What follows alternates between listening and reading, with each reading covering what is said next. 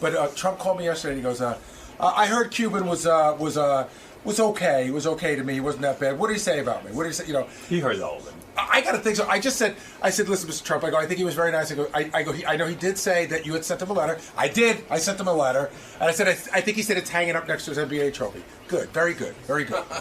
You know, he's obsessed. Yeah, he didn't let anything go. Donald Trump is on the phone. Donald Trump is on the phone again? That's right. And we haven't talked to him in years, and now it's once a week. Mr. Trump fights back too. You know, what's going on, Donald? Good morning. Good morning. Very unimportant, actually, but very important in your world. You have such an audience, Howard, and everybody told me that Mark Cuban was on, and he said wonderful things about my family and he did myself, and it was all nice. But he did say one thing that we should at least correct the record. Right? Go ahead. Okay. He said that his show, whatever the hell it's called, Shark Tank. Really not his show. He's one of 4 or 5 people on the show. You know, big difference, right? Right. As opposed to the superstar that's known as Trump, total superstar. Well, you make a point they actually called me the king of all media yesterday, and I said, no, somebody wrote an article that said I'm the king of all media, and I actually wanted a retraction. I said, there's only one king of all media, right? But no, anyway. but you make a point. Your show, The Apprentice. Well, let's back up. Mark Cuban was on the other day. He was talking. We were talking about years ago. He had a show that was very similar to The Apprentice, called The Benefactor. The Benefactor, which was really a knockoff of The Apprentice. And you got on the air. There were 16 of them, by the way, so he shouldn't feel bad because we had 16 knockoffs. We had one the other day that died. It was called The Job. It was on CBS. And it died after two shows, and which I know pleases you because I love it. Your show was the original right. one. I love it, Howard. And you love when the original. So Mark Cuban was trying to be a show like yours, and you even said on the air to me, his show won't work. You know, and it sounded like sour grapes, blah blah blah. But meanwhile, you were right. The show went off the air. Well, Mark did something that was a little bit rough because he went out, and, you know, I've gotten along with Mark over the last year or so, but he went out with his show, The Benefactor, and he really went after me. You know, instead of saying, hey, and I spoke to him before the show went out, and he was totally nice. But, you know, some idiot told him to go and attack Trump, and this way you'll get publicity for The Benefactor. So he went after me. Naturally, of course, I go then after him. What did he say at the time? I don't know. You know, my show's going to be better, it's going to be bigger, it's going to be this and that. You know, in the meantime, I had the number one show on television. And you felt like you had your back up against the wall and you had to defend yourself. I had to defend myself. Right. I've watched you do that all your life. I've been watching you a long time. Yes. And so for anyway, years go by, Mark Cuban does get on Shark Tank. Shark Tank is, as you say, an ensemble cast. It is not his show. Well, don't go so fast. So the benefactor goes on, and it's a total bomb. And I wrote Mark a very nasty letter. It was really nasty, and it was terrible. And then I heard he has that letter framed. I mean, it was a terrible letter. He says the letter is framed on his desk. It was an all-time classic Trump letter. What did you write? Do you recall? I don't know. Just terrible. What did you say? Terrible. I can't imagine. I wouldn't have saved it. I would have I would have burned it. You know why he saved it? I know. It's motivation. I think that's cool. Yes, it's a motivator. No, I think that's cool. I mean, I was surprised that he did it, but I heard about it. I thought it was very cool. Anyway, we've gotten along very well over the last year or so. And the benefactor goes off, and then all of a sudden Shark Tank comes on. So Shark Tank goes on during the week, which is much more important than a Friday night, and it totally bombs. So they think they're going to terminate Shark Tank, and what they do is they put it on Friday night as a little bit of a filler. You know, Friday night is called Death Valley. I see. Well, you know that. I mean, you know, you have a show on Friday night. It's not a good thing. Right. And it did okay for Friday night. Actually, it did better on Friday night than it did during the week, because during the week it was a total bomb. They thought they were going to have to take it off. And what happens is it did okay, and that's it. So, and it's doing okay on Friday night. But Friday night's not a television night. So maybe they should move it back to a real night, see how it does. So Mark goes on your show, said nice things, but then he did make the statement that the show, Shark Tank, which again is a show of 4 or 5 people that go, do different things, that it did better in the ratings. And I said, whoa, what have we here? Right. I knew it didn't. I mean, I knew that. But so I called up the Nielsen people. I have people that do this. And they called up the Nielsen and the NBC Universal people. And I sent you a little copy of the Nielsen ratings where basically we kill them. Now, you got to understand, not only kill them, but we're in the 13th season now. This isn't a brand new show. Right. After, you look at what happens with American Idol. In the first season, we were beating American Idol. And in the first season, we were, on many evenings, the number one show.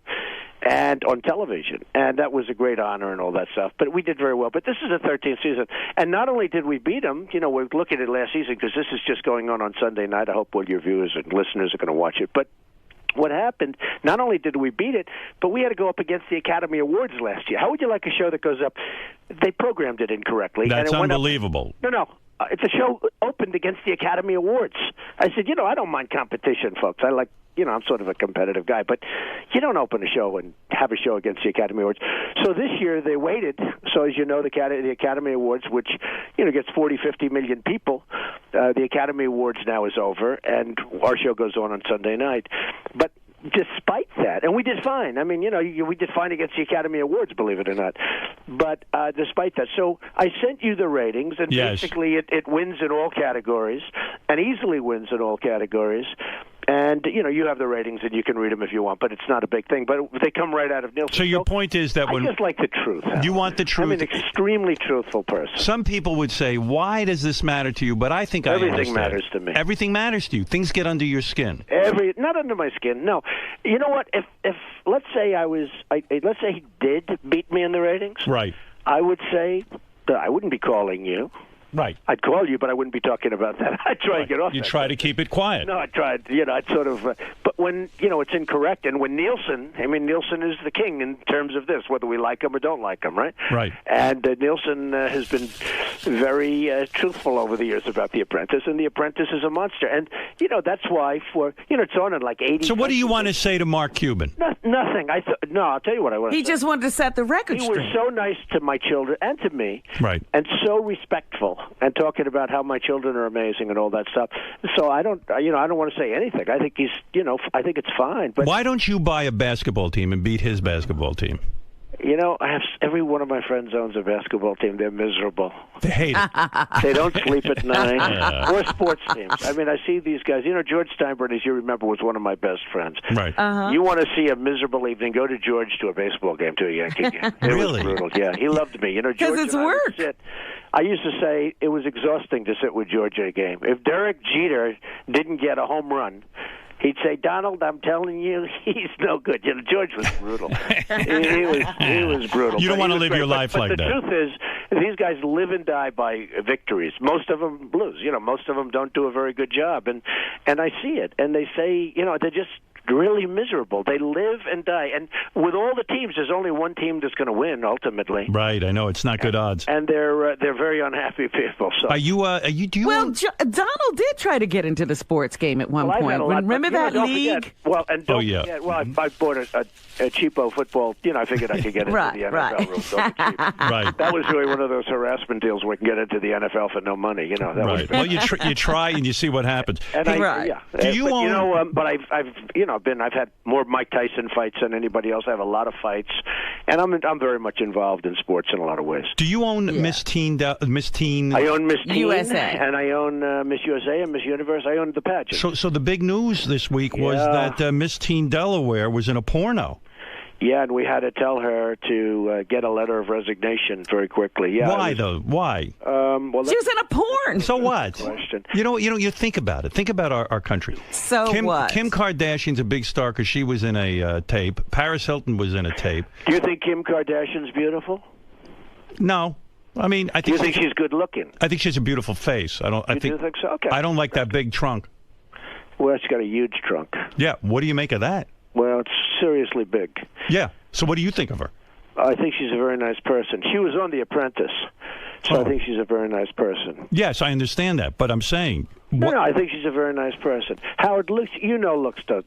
I'm not that kind of a person. Looks don't matter to me. Right.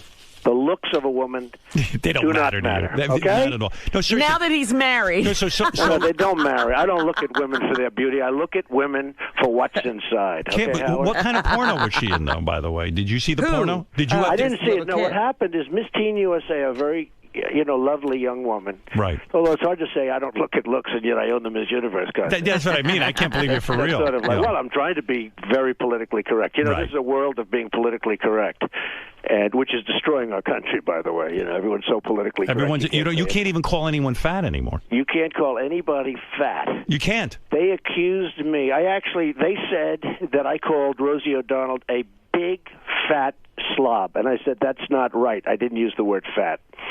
But I've got to. You're still angry with her? No, I don't care about Rosie. Rosie's gone. She's gone. I like her.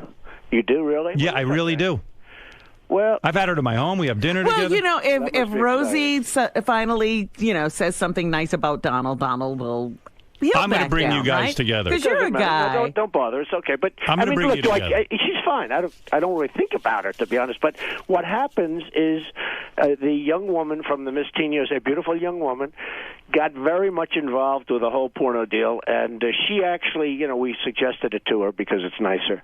But she actually was, she gave her a letter of resignation. Because, that system, that beauty pageant system, people don't give it enough credit. It's an amazing system. These parents, the way these girls, most of them are grown. I mean, it's amazing. How does it work, though? It's like a military regiment. No, but how does it work? In other words, did she try to cover? Like, she was in a porn, obviously, years ago or something. She was in a porn, and it came out, and because she. It couldn't have been years ago. She's not that old. Within the world of the beauty pageants, Miss Teen USA, that's potentially a Miss Universe candidate. Right. Miss Universe.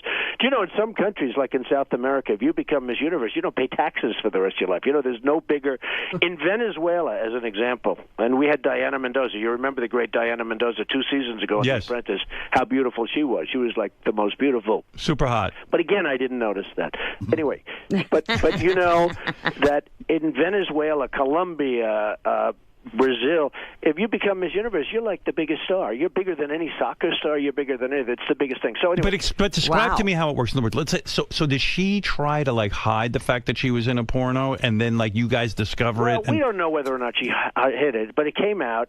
And the problem is because she's Miss Teen USA, all of a sudden she has a lot of notoriety, and probably one of her friends that's jealous of her because that's the way life works. Everyone's jealous. They're all jealous of you, Howard. Of course. They all kiss your ass. And then they, behind your back, they say you're terrible. But what was she thinking being in a porn? I don't know. Well, because it was before she did this. Was it a home She tape? didn't know she was going to be Miss Teen USA. I mean, she figured she'll do porn, she'll make some money, and then she'll become Miss Teen USA, unrelated.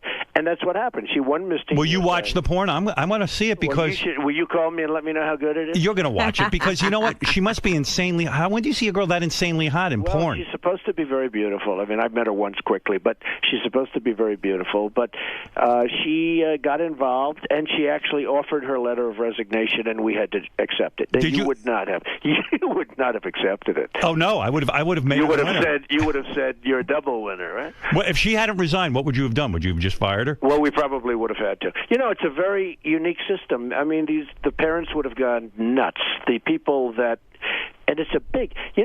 I look at the different magazines and I see how they're dying. Right, they're just dying. It's over. You look at pageant. Did you ever hear of a word magazine pageantry? No. The thing's like 2 inches.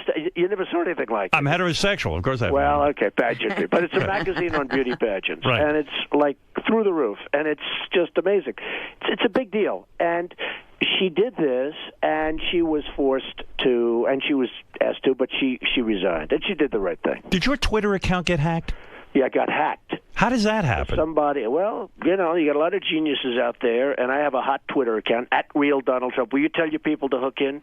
So, @RealDonaldTrump. Isn't it crazy to you that, somebody that smart is busy wasting their time hacking into your Twitter? Yeah, it doesn't do them any good other than they get arrested. It's like crazy. So, we're looking at it.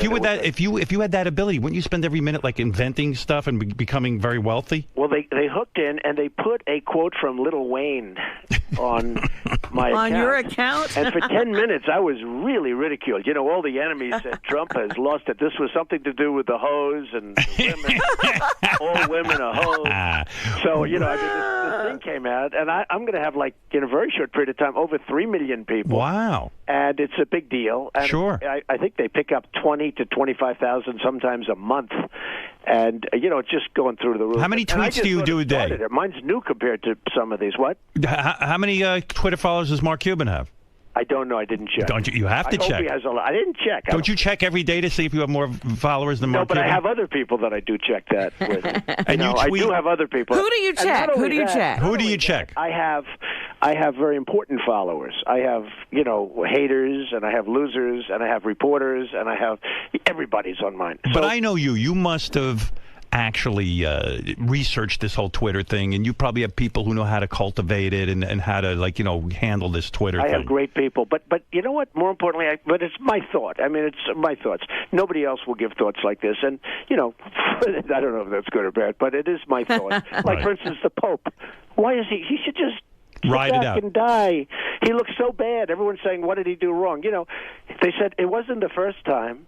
I said, "Oh, really? When was the last time?" 600 years ago. Okay, let's call that the first time, right? But the Pope should just sort of sit back and enjoy and relax and put some other people and run it, and you die. I'm used to watching old popes, like Pope John. I mean, the guy couldn't even walk. He was bent over like a pretzel, and he was cool. But the thing is, Donald, you must imagine that something very bad is forcing him out of office. It probably was, but I don't know. This Pope didn't resonate. A little bit like Mitt Romney.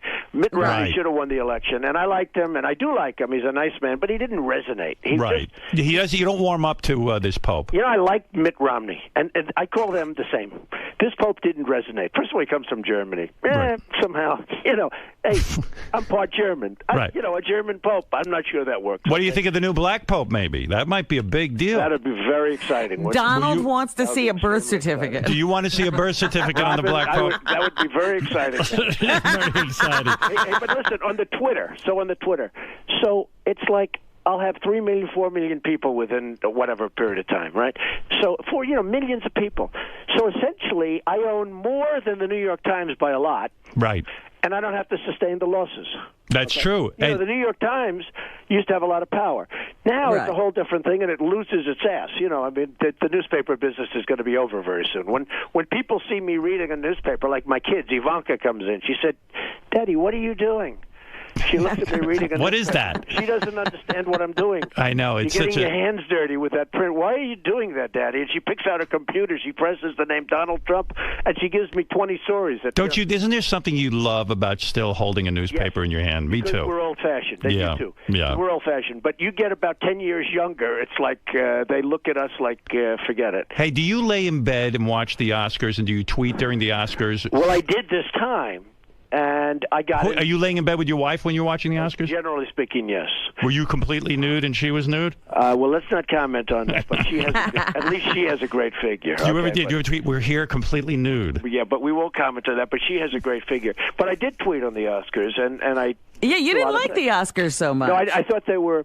I didn't... First of all, I thought the set was terrible. It was so tacky. It was disgusting. I really thought Seth MacFarlane was fine. Right. I thought that... I don't like him. He did me on the Comedy Central roast. They roasted the hell out of me, by the way. Right, I remember. Yeah. He was the guy, and he was terrific. It was terrific then, but he could really be the Seth. He was held back, even though they said he went too much. He was held back. Right. But I thought that there was a lack of glamour. I mean, even the woman who won, she falls down the stairs. That's very glamorous. Remember that dress? No, think of it. Yeah. Think of it. In the old days, Vivian Lee. They knew how to do it. But you're right in a way. Vivian Lee did not fall. Clark Gable didn't. You're right. Her falling down was sort of the symbol, if you will, of the whole thing falling apart. Yeah, No, I thought it was fine, but I didn't find. And I tweeted. I said, "Where is the glamour?" Because I'm a romantic. People wouldn't know that about me, but I'm a major romantic. But I said, where is the glamour? Where is the beauty? There's no beauty. There's no glamour. Why can't I warm up to that Anne Hathaway? I find her annoying. You know what? I'll tell you what. It's going to happen. She lived in Trump Tower. I like all people that live in my buildings. Okay? Right. Anybody that lives in my building, even if they're really unattractive, I consider them to be beautiful. All right? Right. So what happens is she lives in my building. She lived there with the Italian scoundrel. You know the scoundrel? Oh, yeah. Yes. Yeah. And we didn't know. He paid his rent on time until the very end. It was one of those things. But she got lucky when she got rid of this guy. But she lived in my building, so I got to see her up close and personal. I wasn't a fan at all, but she's grown on me. It's like the Mona Lisa. A lot of times you'll have a painting. Friends of mine that really do the paintings big league. A lot of times they won't like it, but in the end they almost fall in love with it. They're like infatuated with it. They can't leave. I mean, they become sickos. They want to sit in the room and look at the She's a terrific actress, but when she makes those speeches, when she makes those speeches with, oh my God, it's very. Well, that's all phony rehearsed stuff. Right, it's all actressy to me, when they get up and they want to thank people and they forget and they don't really forget, but they want want to make it like it's a big deal because they're so excited. It's all bullshit. Do you know why I disagree? You know what I disagreed with you on? What? I feel this movie, Django Unchained, was one of the greatest movies of all time. No, I didn't think so. Did you watch it? I'm with you, Donald. Wait a second. Did you watch it? It was a movie that. First Donald of all, loves movies. Okay, for those of us, it's and great, to be one, and it's not racist. Okay, but like the sick kid up in Massachusetts, up in Connecticut, that wacko kid, that dirty wacko kid. Lanza? Now, if a kid like this is going to see this movie, if you're a little bit off to start off with, that movie is not good for people to see. Okay, because I've never seen a movie where so many bodies exploded as a bullet hit them. I mean, I've never seen a movie that bad in terms of that. And I just Terminator. thought it was a terrible movie. I thought it was a totally racist movie. No, why would you say It's that? not In racist. fact, I thought it was racist. I'll tell you why it's not racist. First, you had the white guys killing the blacks. Then you had the black guys killing the white. I thought it was a terribly racist movie, and I thought it was really vicious and really. I thought it was bad. These people that talk about gun control and should we have guns and shouldn't we have guns. But when you look at that movie can really screw up some kid that's a little I bit admired that movie, and I'll tell you why. It reminded me, even though it's a fantasy, it reminded me that our country was based on something so horrible, so horrific, slavery. And that if anything, it had the opposite effect on me. It made me feel more empathic with the black plight. Well, I didn't like it, and I thought it was a totally racist movie. So what are you going to do? I think you're reaching, Howard. You're Not saying at all. that Yeah. movie I'm did telling that you. for everyone. That did that for you For and me. no one I else. think It was I totally. think Howard's trying to be politically Not at all. Absolutely. I returned. I think this is the most ridiculous thing I've ever heard. Halfway through the movie, I turned to my wife. I said, "Quentin Tarantino is a genius, and this is one of the most emotional movies Because I've ever you're seen." adding something to the movie that's not there. You're all crazy. Trying to be politically correct. Really? And He's this being is a headline. outrageous. Robin, this is going to be a headline tomorrow. I'm in the not New York trying to be Post and the politically Daily correct. News. There's going to be a headline tomorrow. Howard Stern tries to be political. Because No. How long have you been on the air, Howard? Donald, this is how I really feel. Ever that he's been politically No, correct. I'm telling you my true belief. I've always been honest. It was a racist movie, Howard, and it was a shitty movie, in my opinion. One of the best movies It ever was made. totally just a revenge movie. It was nothing. I thought it was a nothing movie, and I thought, when a bullet hits the body doesn't have to explode for 2 blocks away. The whole thing was disgusting, and that happened hundreds of times. I thought it was disgusting, and I thought it was very bad for young people to see that movie because I think it can really influence them. Did you have sex during the Academy Awards? No, I didn't. When's the last time you had He sex? paid attention. When is the last time you had sex with your wife? Well, let's see. What time is it? Come on, be honest. What time is it, Rob? Be honest. I won't say that, but Has it really been that long? I have a great wife. I do. I have a great wife, a beautiful wife. She was on the cover of Avenue magazine. She's been on many, many covers, including Vogue. She's a great person. Will we ever see and a her very naked? nice person. Will we ever see her do a nude layout? No, I don't think so. That's a shame. I tend to doubt it. Very sexy woman. I tend to doubt it. I think if we do, I will not be a happy camper. And that woman stays in shape, man. Oh, she's in shape. But she's naturally in shape. It's not a big workout deal or anything, which is nicer, to be honest. Well, she knows with you she's got to stay in shape. I saw a woman the other day. She's in shape, but then I touched her arm, and it was like, a piece of steel. That's right. I don't like that. No, she's naturally in good shape. Absolutely. She's a very beautiful woman, considered one of the great beauties of the world. So I don't know how I got her because, beauty doesn't matter to me. That's right. Yeah, I told you that. Did you wake up one day and go, "Oh my God, she's actually beautiful"? No, that's the way it happened. You fell in love with her personality first. Well, listen to me. I fell in love with her soul. So listen, Howard. I'm going to do the Today Show now, so I have to run. But I will tell you, see who I do first? I do Howard first, and Robin. Who will? Robin's so important to you, Howard. Do you have any idea how lucky you are, Howard? I thank God every day. I mean, Robin is just great. She's got such a way. She's fantastic. No, that's true, and I've said it a long time. She is fantastic. This is not a major breaking story, but she is fantastic. You're right. Thank you. You're absolutely right. So, Howard, I just wanted to call you up at the Nielsen ratings. And very good. We have it. The Apprentice versus that other show, right? Shark Tank, which is fine, by the way. I think it's fine. But if you look, The Apprentice blows it away. Do you have the Nielsen ratings? I have it in front of me. You're not lying. Confirm that. I am confirming it right now. Thank you. By the way, answer this one question. How old is Melania allowed to get before you cut off her age? Well, I'd love to give you an answer there, Howard, because I could do, but then it becomes a headline, so I would say this: when she's 80, 90, I would still consider her a great beauty and a great wife. Yeah, I think this marriage is going to last. I always said it. Well, she's very strong and very nice. I mean, she understands me. She gives me my space, which I really need. One quick story on Melania, because I have a couple of minutes to just tell me, but one quick story, because I do love this show. One quick story. So Tom Cruise calls me, and he wants to go to the Wellman skating rink. So I call up Melania. I say, can you believe it?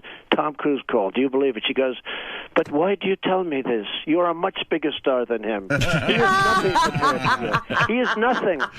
Tom Cruise is just a movie. She's You're amazing. the biggest star in the world. There's no bigger star. She knows how to get you hard. Well, no, I said, really? You believe that? Yes, of course. Don't even waste my time by telling me about that. And I'm saying, other people, if I said that, they'd say, I can't believe, what does he want you for? So she's very smart, and she's a terrific woman, and that's good. She loves you. And I love you guys, and take care of yourselves. I just wanted to set the record straight. Who will be interviewing you on the Today Show? Matt Lauer. All right, very good. Okay? All right. So long. So long. Bye-bye. Bye, the wonderful and vivacious Donald Trump, who reminds us that he is beating Mark Cuban in the ratings even still.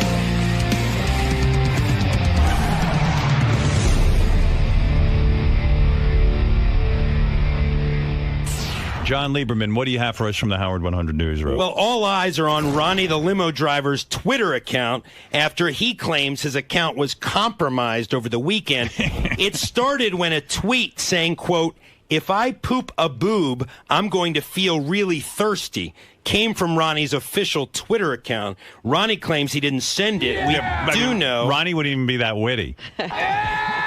We do know it came from his official account over the weekend while he was out west performing a couple of block party dates. Is it possible somebody took his phone and tweeted from it? It is possible that happened, though he claims he always had the phone in his possession. You're totally full of shit. Whoa. Well, what? What is it? Because you're already yelling. You're not even through the door and you're yelling. Yeah, let's hear what You you don't know have to what say. you're talking about. What? You have no voice, Ronnie? Yeah, it's from all that traveling, man. This fucking guy. I mean, listen to you. he's got a full appearance schedule, and I said to him, Is he busy every weekend? well, now? he's not only busy every weekend, but he's got to stay up till like 2 in the morning for these gigs that he's doing, and now he's got no fucking voice. I'm all right. No, you're not. You're sick. Fine. I'm not sick. Of course you are. I just don't have a voice. No, and you're sick. No, I'm not sick. All right. What do you want to say about this? I know what happened. Yeah, now you sound annoying on the air. Why? It's a different voice. Because your voice is annoying when you're sick. I'm not sick. All right. What do you want to say to John? Go ahead. I know what happened. What happened on your Speak. Twitter account? Somebody tweeted through my account. I know who did it. I know how it happened. Who did it? I can't say. Oh, Why not? Why can't I you can't say? say. I can't say. Elephant shit part 2 here. You Too can't bad. say. Sorry. Wait, Ronnie, how did you find out who did it? Because I know who did it. Oh, it's somebody you know. Yeah, I know who did They it. didn't hack your account. They have your password. At first, I thought they hacked my account because I didn't know at the time. I found out yesterday. So it's someone who has your account information. Exactly. So it's either your girlfriend, Stephanie. Who else would have your account information? Somebody had my information. Was it Stephanie? And somebody put out, it wasn't even, they misspelled it. It was supposed to be, instead of pooped, it was supposed to be popped. If I pop a boob, What was his It's book? something to do with implants or something like that. The quote that came out was, if like, I poop a boob, right. I'm going to feel But really it was supposed to be thirsty. pop the boob. But If you I pop- regularly make spelling and grammatical mistakes on your Twitter. Oh, tell me so- about it. It's the funniest thing ever. Understood, dude. But So I one told you would expect that yesterday- this could come from I you. told Why won't you say who it was? I told you yesterday. I told Shuli on Saturday when it happened. Who right away? Shuli ran to my room. This happened when we were in Portland. Right. I was asleep when this came out, and I had no clue it was on Twitter. Why? JD texts me like at 6 o'clock at night, which is 9 o'clock here. Explain your thought process. Why won't you tell us who did it? Like, but who cares? Right, exactly. Who But cares? why won't you say who was I tweeting from your can't account? say. Why? I can't. Somebody has your login but and tell password. me why you can't say I it. just can't say it. Why? I can't. But why can't you say it? Because I don't want to. How's Why that? don't you want to? Because I don't want to. So fucking retarded. I don't want to. Is it because Was it another girl who you're cheating on your girlfriend with? Stop it. So then what are you fucking afraid of? I'm just. Well, how would you be compromised by telling? I just don't want to. I don't want to tell. Was it your son? No. He doesn't have your I don't Twitter know. account. I don't know. I don't know who it was. Somebody You do has know your who it password. was. Maybe. Well, of course they do. Well, What do you I mean? know. I mean, I could speculate who has your password. You can't speculate Go ahead, anything. speculate. Well, Zena's buddy girl runs a lot of the hot chick of the week. Oh, so it was Zena's buddy girl. No, it wasn't. Sure it was. No, it wasn't. Because she tweets for you sometimes, doesn't she? No, never. She did one morning when we were here. She did? Yeah. I don't remember that. Was it your daughter-in-law? No. I just Was don't- it Anthony Weiner? I mean, who was it? I just What? don't understand why you give your password to somebody else. You have Listen to 130,000 me. followers. Listen to me. Yeah. I told you I don't want to tell you. Why? Okay? Why? I'm just asking you why, Why? you give. Because you fucking annoy me. Why won't you tell him? What I'm is not the big telling fucking him. deal? I don't want to tell him. Why do you give your password You're being to a other douche. people? I don't want to tell him.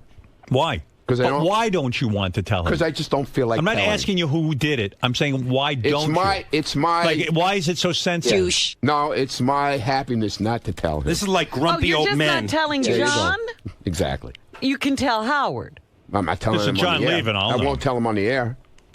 I'll tell him off the air, but I None. won't tell him. Because right away he runs to me with this story yesterday. It's like some big deal. Him and Shuli. It isn't a big deal. It's I know interesting. it's not a. It's Who, not a big who deal. tweeted for you? It's not that it's a big deal. We just want to know who tweeted for When you. dozens of listeners come to us and say, "What the hell's going on with Ronnie's Twitter?" It's a big deal. Yeah, I mean, why That's do you what want we're here for. No listeners. Don't you want to came clear it you. up? Listen. How do you think John It- found it- out about it? He's following your Twitter? How it started? Yeah. Shuli started putting it out there Saturday night. Okay, so finish the story. You're telling a story. There's nothing to tell. Who did it? I don't know. I don't know. Why are you being so goddamn weird? I don't know. All right, goodbye. All right. Thank you. Goodbye. Wow. Oh, fucking weirdo. Get out of here. And don't use this show anymore. And don't use my audience anymore. Get out of here. Don't use this audience for your fucking purposes. Get out of You here. don't know who fucking hacked your account. What are you, a man or a mouse? Fuck you. Right. I can't believe this. I'd rather talk to Benji. How What annoying. was that all about? Because you know what? He has no reason for not telling No, I anyone. just don't want to. Yeah.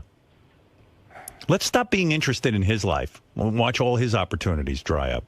And Benji. What do you say? Don't come in here with all clammed up over something stupid like that. I don't get it. Just wasted 5 minutes of your time. Yeah, it exactly. appears. Yeah. I'm stupid. I know. Martin, you're on the air in Tacoma. Good morning, King. Good morning. I was just going to give you a little wrap-up of the Seattle show. Ronnie was on fire there, too. Well, that's why he lost his voice. He yells on stage. He yells the entire time on stage. And then he shows up here and he's got that annoying voice. How the hell anyone could make that sound and have a voice is beyond me. Yeah! I wouldn't even know how to do that. Yeah, he invaded both Shuli and Yucko's set, commandeered the mic, refused to give it back. But overall, he was tame compared to Scott. This guy heckled the first guy that came out on stage. From the stage, he's heckling one of the comedians. Yeah, well, Scott the engineer, Ronnie, Shuli. They want you to know they're there. It's their block party. That's their block party. They're doing their thing.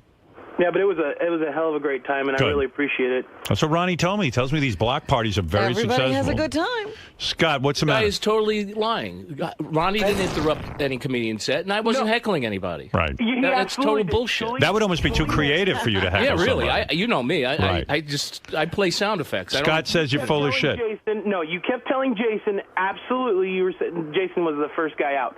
He said, "Time's up. Oh my God, you suck." And then he I started never, making ever said that. Pulling him off stage. Never, ever. Well, he says you did it, and it seems to make him happy. Shuli Shuli, will tell you. did Scott heckle any of the comedians? Did anything like that happen? I don't think Scott was heckling the comedians. These guys, they're not professional hosts, let's say. So the intros wouldn't be the intros wouldn't be like they are at a comedy club. What are you let's talking say. about? Meanwhile, can I just say something? Yeah. This guy takes Twitter so fucking seriously. No, Howard. It Howard, totally ruined his whole night. This guy, you talk about Twitter. That's all he does. No, Ronnie thinks. We're in the air, dude. We're riding from Seattle to Portland. He's in the back of the fucking car on the Twitter. Sure. Hey, you should have heard what was on there. You should have heard what this guy said about last night. Pictures too. Then we get to the airport. The same thing. Oh, you should have heard what this guy said. He was ragging Yeah, but on Ronnie, me. Shuli makes a point. You're way wrapped up into your Twitter account. I mean, Not like him. Yeah, but you're way wrapped up in it, and you're acting like what happened to you was no big deal. First of all, I could just picture you freaking out that somebody hacked into your account. No, I wasn't. Was he, Shuli? Dude, Howard, I played an interview. I put together a story yesterday. No, I was telling him to leave me alone. He what? He was so mad. He's like, "Stop! Don't talk to me. I don't want to talk about this." I go, "Ronnie, if somebody hacked into your account, what did they accomplish by putting this tweet out? It makes no sense. They hacked into your account, and this is what they do with it. Right. I don't want to talk. I know you're up to something. I know you're doing. Oh, he blamed you. Well, all I'm doing on Twitter, by the way, because I'm sitting behind these two in a van heading to the gigs and stuff, so I just take different pictures of them from behind, like their heads, their hair, and I just post them on Twitter. And then people love them. No. People love them. I'm going to follow Shuli. How do I follow you? Shalom Shuli on Twitter. Stupid ass Shuli on Twitter. Wait, Ronnie fell asleep 3 times on the ride from Seattle to Portland. Right. I downloaded an air horn app on my phone. Yeah. I woke him up 3 times, and then the 4th time we slammed on the brakes and started screaming like we were about to crash. And he woke up. He woke up, called us cocksuckers, and went right back to Well, sleep. he's right. The guy's trying to catch a couple of Z's.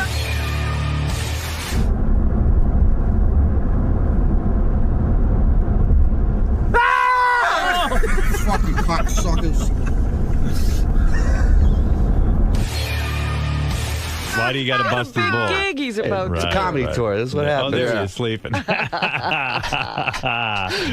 that. Is that the picture you tweeted? Oh, I posted about 15 pictures. I took a picture of him looking at his phone at the restaurant, and somebody tweeted that it looks like their grandfather trying to work a remote control. Like his glasses were up. And he's like, he's trying to read the menu. He's looking at his phone. Oh, he looks like 2001 when they see the monolith. This guy thinks every time you're looking at your phone, you're tweeting. I wasn't tweeting. I was actually answering an email. So why are you acting like with the John Lieberman story, like it was no big deal? Breaking his balls. Yeah, but I mean, that is a big deal when somebody starts tweeting from your account. It was a mistake. Oh, with somebody you know who? Yeah, exactly. Right. But you were freaking out, I'm sure. I would be. Look. I'll tell exactly what happened. Okay. I was fast asleep before we were going to do the Saturday night show. Right. We got to Portland. I went to take a nap. I get a text from JD saying, "What's this tweet all about?" I go, "What are you talking about? I have no idea what you're talking about." Right. So then I go and I look on Twitter. I don't see anything. Right. Then I go downstairs to the lobby. We're going to leave. Yeah.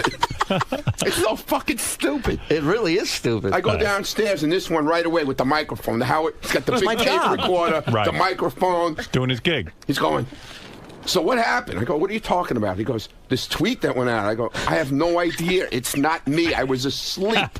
and he's hammering me and hammering me and hammering me. "Well, what do you think?" And then he gets the other guy involved, John Toll. He goes, "So what do you think, John? Does he think, what do you think of this tweet?" "Oh, it's got to be his because it says it came from his account." He says I hammered him. I asked him twice. Ronnie loves his Twitter. I asked him twice, "What's going on?" Yeah. "Dude, not right now. Leave me alone, Well, dude." give Ronnie a whole life. bothered. Like, remember when he got the offer for his television show because he thinks because of Twitter? Yeah. Yeah. Well, he brings people on stage. He's like, "Hey, you follow me on Twitter?" And he yells at him. Yelling We're at making him. my hot chicken We're doing a hot chick of the week contest. Let me tell you something. This guy has the power. Right. I've never seen somebody. Tell him what happened with the guy. With Did you listen to the tape of him at that porno? Oh my God! The porno convention, the AVN Awards. We sent Ronnie. We let Ronnie interview the girls at the AVN Awards, and he's like flirting with them, and he's a whole. Wasn't. You're a whole character, dude. I was doing the questions you told me to do. No, I know. It's just funny. I got to play that for you. I'm going to play that for you today. Okay. Ronnie at the AVN Awards. I didn't know Ronnie had gone to the AVN Awards. And it was Stephanie. Okay. It was Stephanie. That's what I thought. Who else would have your Twitter account? Yeah.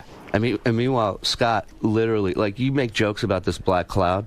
It is so real. What do you mean? It is unbelievable. Oh, you gotta tell him what happened. So I leave here, work Friday after Jay Thomas show in the morning, and Scott and I are driving to Ronnie's. We get to Scott's car. It's a light drizzle outside. The second keys are put in his hand for his car, a downpour, a monsoon of rain. The entire time, there was literally a black cloud following over our head. And we get to Ronnie's house. We get in this cab. And I tell Ronnie, he doesn't even know this, but I tell Ronnie that the cab driver doesn't want anybody sitting up front. Right. Just so all three of us will be packed in the back. Yeah. This is what I got to deal with. Yeah. So all three of us are going to the airport. My hands touching his leg and shit and everything. We get to the airport. Scott goes to buy a bottle of water. Wait, what about the car? Oh, the car was a piece of shit. The windshield wipers were flying off the car. The woman couldn't see where she was going. And that's my fault. That's my fault. Right. And he's super driver. He's like, "Are you sure you can see out of that side?" Like he's getting involved in her job now. Yeah. We get to the airport. He goes to buy a bottle of water. I'm not lying. Scott. Scott goes to buy a bottle. The register breaks. Stops it.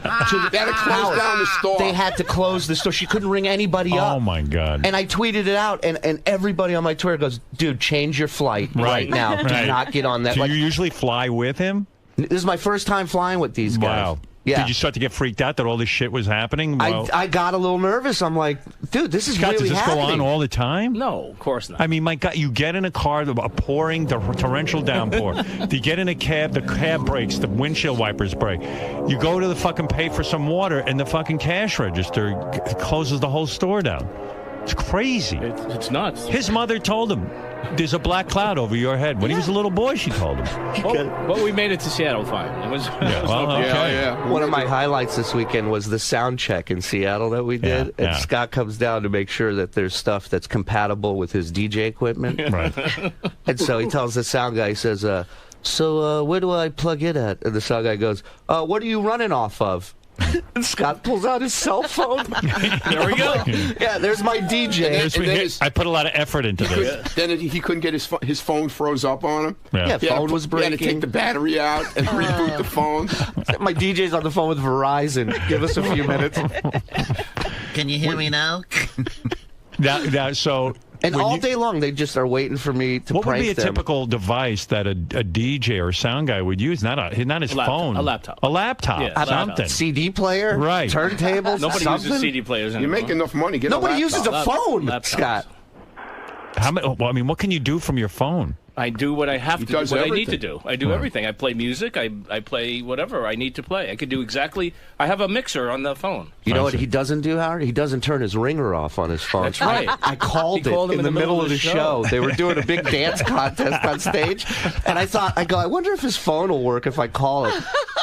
I'm so bored, so I call the phone. Sure enough, the music stops, dead stop, and you hear, and he has like the old phone ring, so it's ringing through the PA So system. professional. Yeah, really. And what does he do? A professional DJ? He picks it up. Right. He answers it. This must be important. The phone rang. I had to pick it up. be something very urgent. And I go, Scott, turn off your ringer, you idiot. And he's turning around yelling at Scott. And it's just chaos. What a horrible show. Oh, it's the greatest It's show going to be the on most unprofessional, worst It show is, but ever. Everybody loved it. And Everyone we loves it. sold out both Yeah, they shows, love it man. because you guys are retarded. Yeah, well, Whatever. I mean, come on. that's what we do. We'll take it. Hey, Howard. Crazy, yeah. And Scott chooses the music, so there's a room full of 30 to 40-year-old guys. He chooses Cher, Do You Believe in Love? Well, why would I do that, Ronnie douchebag? likes that. That's for Ronnie. Hey, listen up, asshole. Dude, you were the first one to walk up probably to take a picture with us, too. I love you, Ronnie. I really do. I appreciate dinner and everything. This is Ronnie. This is Martin, that guy Martin who almost died coming up to our green room. This guy my Martin God. is Yeah, like the guy who went 400 to the big pounds. Yeah, the guy who went to the hamburger place with us? Yeah. You follow the fat guy to hamburger So when place. you go to one of your shows, it's like the audience becomes part of your family. They go to buy hamburgers with you afterwards. Oh, my God. We came back to the hotel. You know, you guys remind me of like country stars because the country stars used to let them come to your house. Like they Dolly have that Parton. open house thing. Dolly Parton, right in her backyard, had a fucking Adventureland type setup. We hang out with everyone. Dolly would. No. What about Ronnie would? We hang out. We hang out with everyone. This guy, I've never seen a guy, What do you mean? the first one out the door in everything. Right. We land in JFK. We're in the back of the We're plane. 26, row 26. Scott's in the aisle, jacket on, bag on his shoulder. He's ready to get out of. And the roller suitcase in and the the aisle. And where's he in a rush to get to? Nowhere. Right, No- he has to wait for you guys. The show ends. Everybody goes, "Where's Scott?" Right. Where's it? He's back in his room, relaxing. He goes, "We hang out with everybody." You hang out with nobody. Yeah.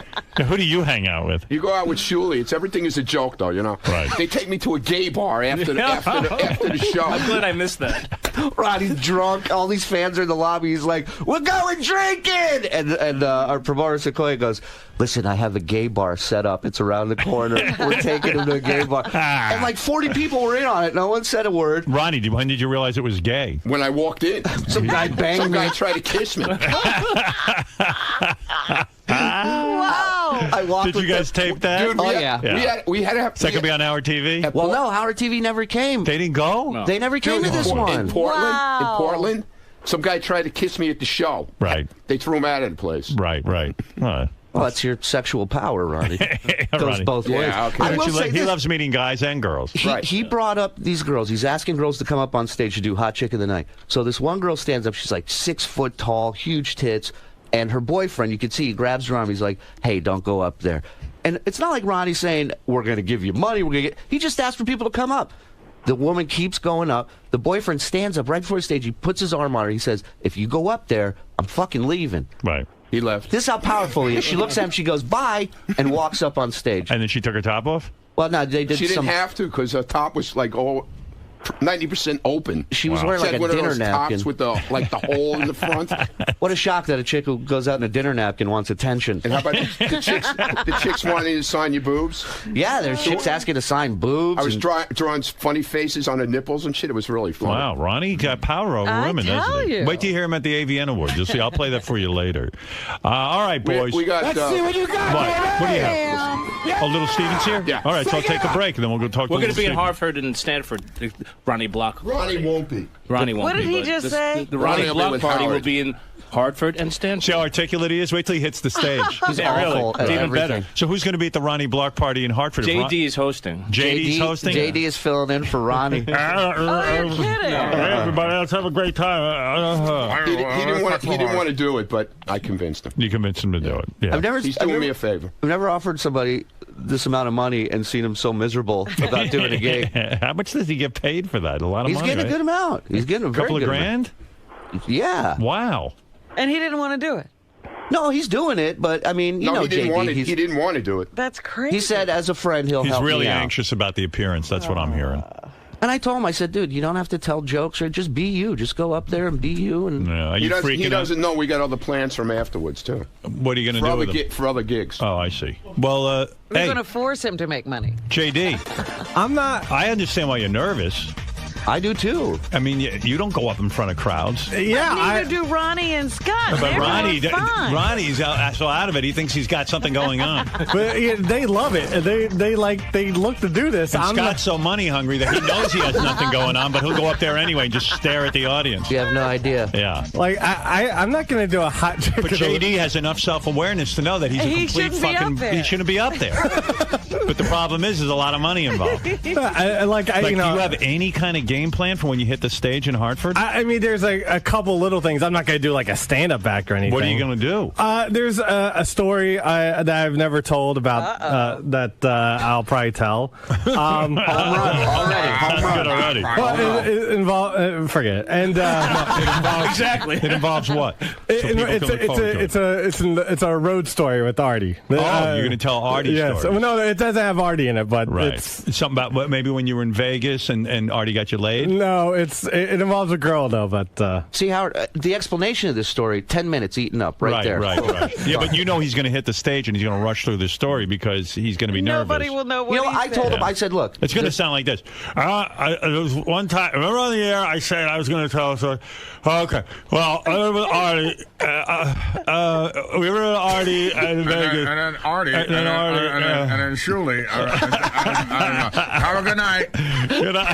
I'll forget it. It's just going to be horrible. Tip your waiters and waitresses. So you're going to tell that story. How long is that story? I don't know. Do it like Bill Cosby. Let it drone on for hours. I'm really. Then I went to the dentist, and the dentist was, oh my God, he's coming at me with a needle.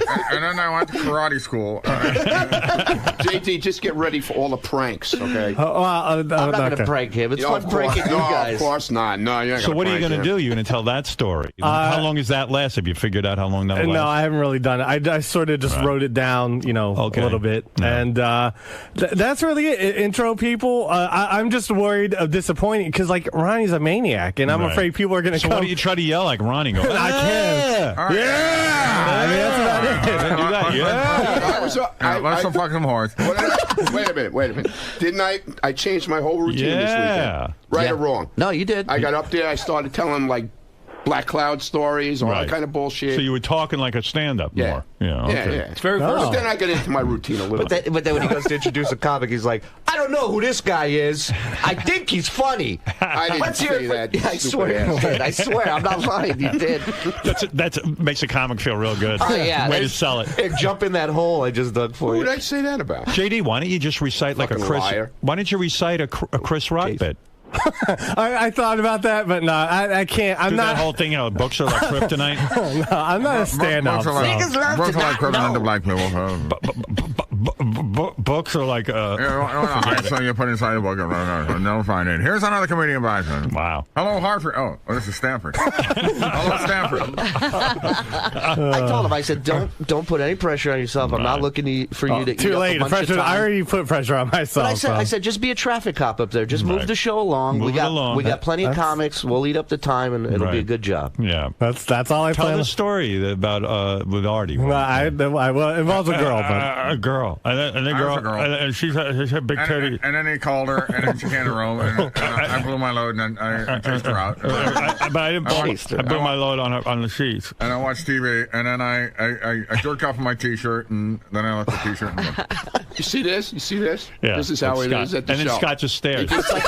It's like Scott contributes nothing. We just got a glimpse of the show. It's like Howard. Why does that? I'm just letting the action flow here. I don't want to interrupt anybody. You don't want to interrupt the action. No. This is good stuff. Why would I want to get in the middle of this? Right. It's like Ronnie and a totem pole. So why do you bring Scott? I mean, seriously. I'm not supposed to say a lot. I play ringing effects. That's what I do. Scott's like a human totem pole.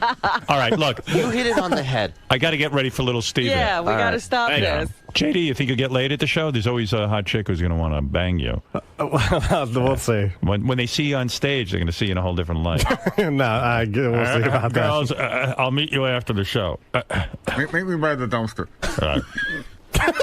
Scott's good though. He is. He's like an Indian, Indian pole. Whatever you call it. Cigar store Indian. Yeah, cigar store. I'd like to do my impression. He has a little tear coming out the side of his eye.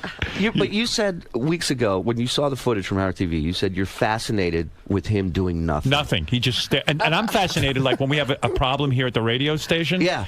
And then everyone's springing into action, and then Scott just stares. Slow down, Evan. Or trails behind.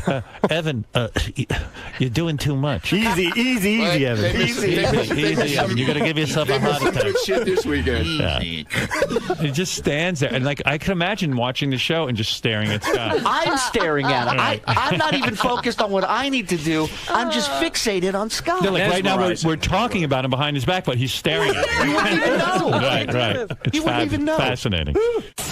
So, Ronnie, it was just your classic saline boob joke mix-up. That's what the crux of this It wasn't my joke, stupid Anderson. How many times do I have to tell you? In general. It wasn't me. In general. It wasn't me, okay? I admitted who it was. It wasn't me. So it was you. And during the whole interview, she was texting me, well, why don't you tell him? What's wrong with you? Why don't you tell him?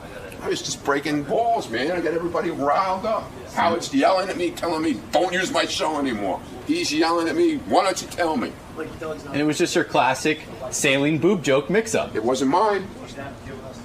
In general. It wasn't mine.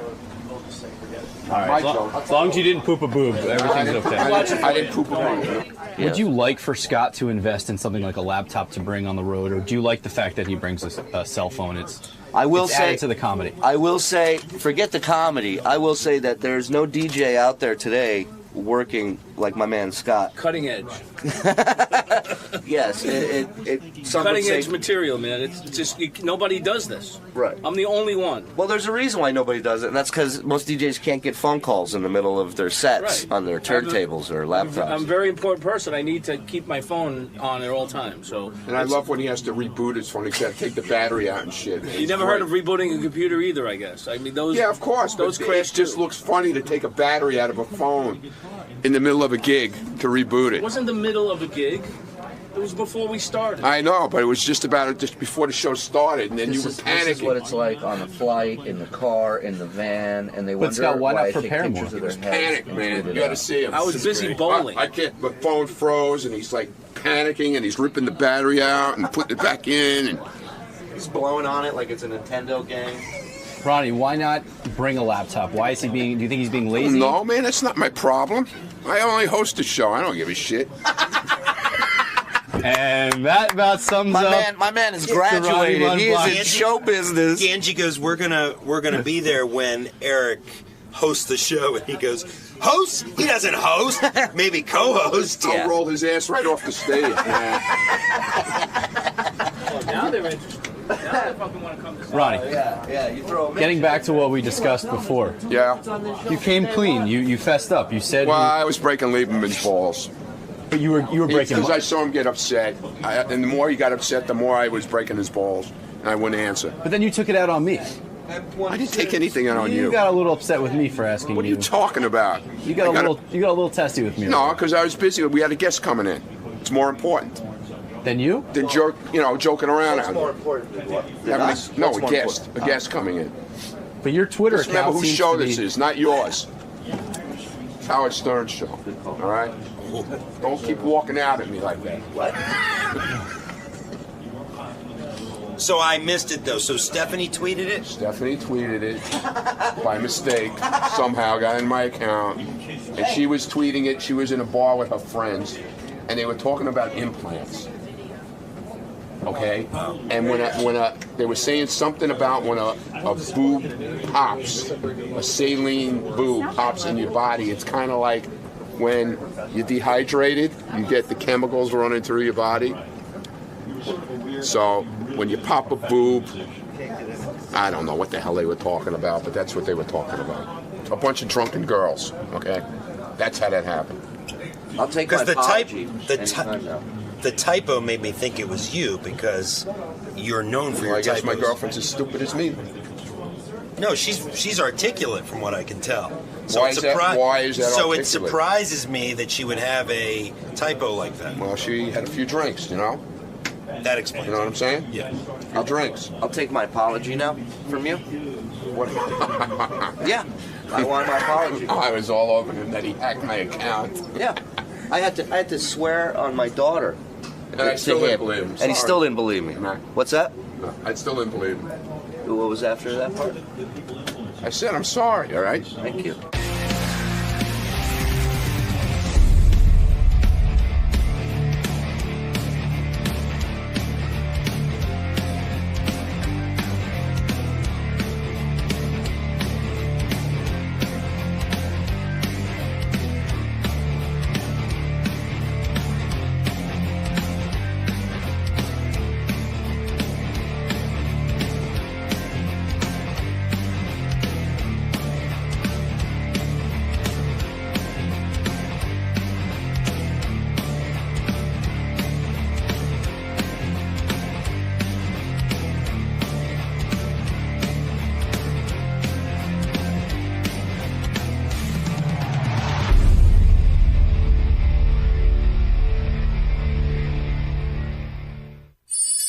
Can you explain what's going on? Hi.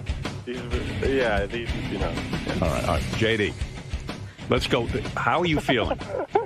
JD, how are you feeling? Well, yeah, I mean, but I'm always, you know, I, you know what I mean? Like, I don't, What did you? This is JD talking to the doctor. Right. I don't know. You know, I don't know how much I can talk about, really. Why not? It's you.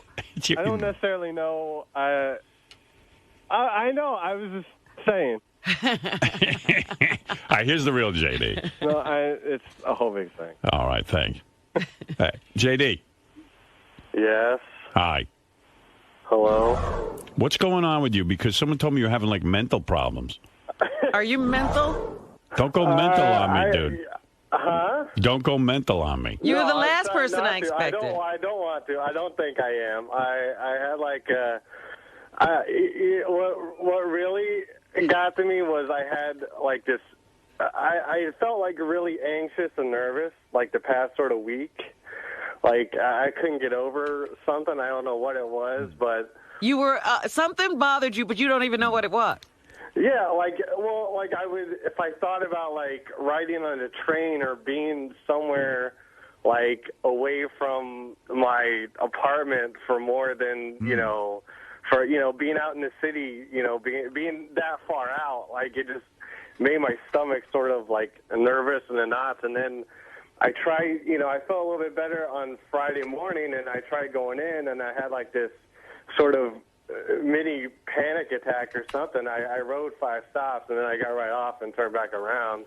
I'm wondering if this has something to do with he hangs around with Artie a lot. And, Artie's got all kind of issues. See, this hey, is by the way, what Artie's not even here this morning. I saw that Artie wasn't here, Yeah. and when you first started telling me about JD having these problems, I'm like, is he running, is Artie influencing him? Are you No. What do you want to be like Artie? No. Yeah, you're little Artie now? No, I don't. JD, let me understand something. Answer some of my questions. Let me clarify this. Okay. All right. You originally you've been out now, 4 days? Well, I did go in last night, and I left like around 4:30. So you're claiming that you did a day? Did you take the subway here? Yes. Okay. And I took it Saturday too. Okay. So you originally started staying home because you had a stomach virus? No, I stayed home. Let's see. I go in Tuesday night and Wednesday night. So that'd be Wednesday and Thursday. I was sick more. I had like a cold or flu or whatever and coughing and stuff. I would say Wednesday, Tuesday night, Wednesday.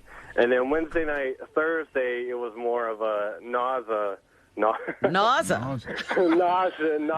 whatever, feeling. And then that sort of, and then I tried going in Friday. So do you think you're actually sick? I mean, it's not just a mental thing? No, I think that sickness is gone now. Now it's panic.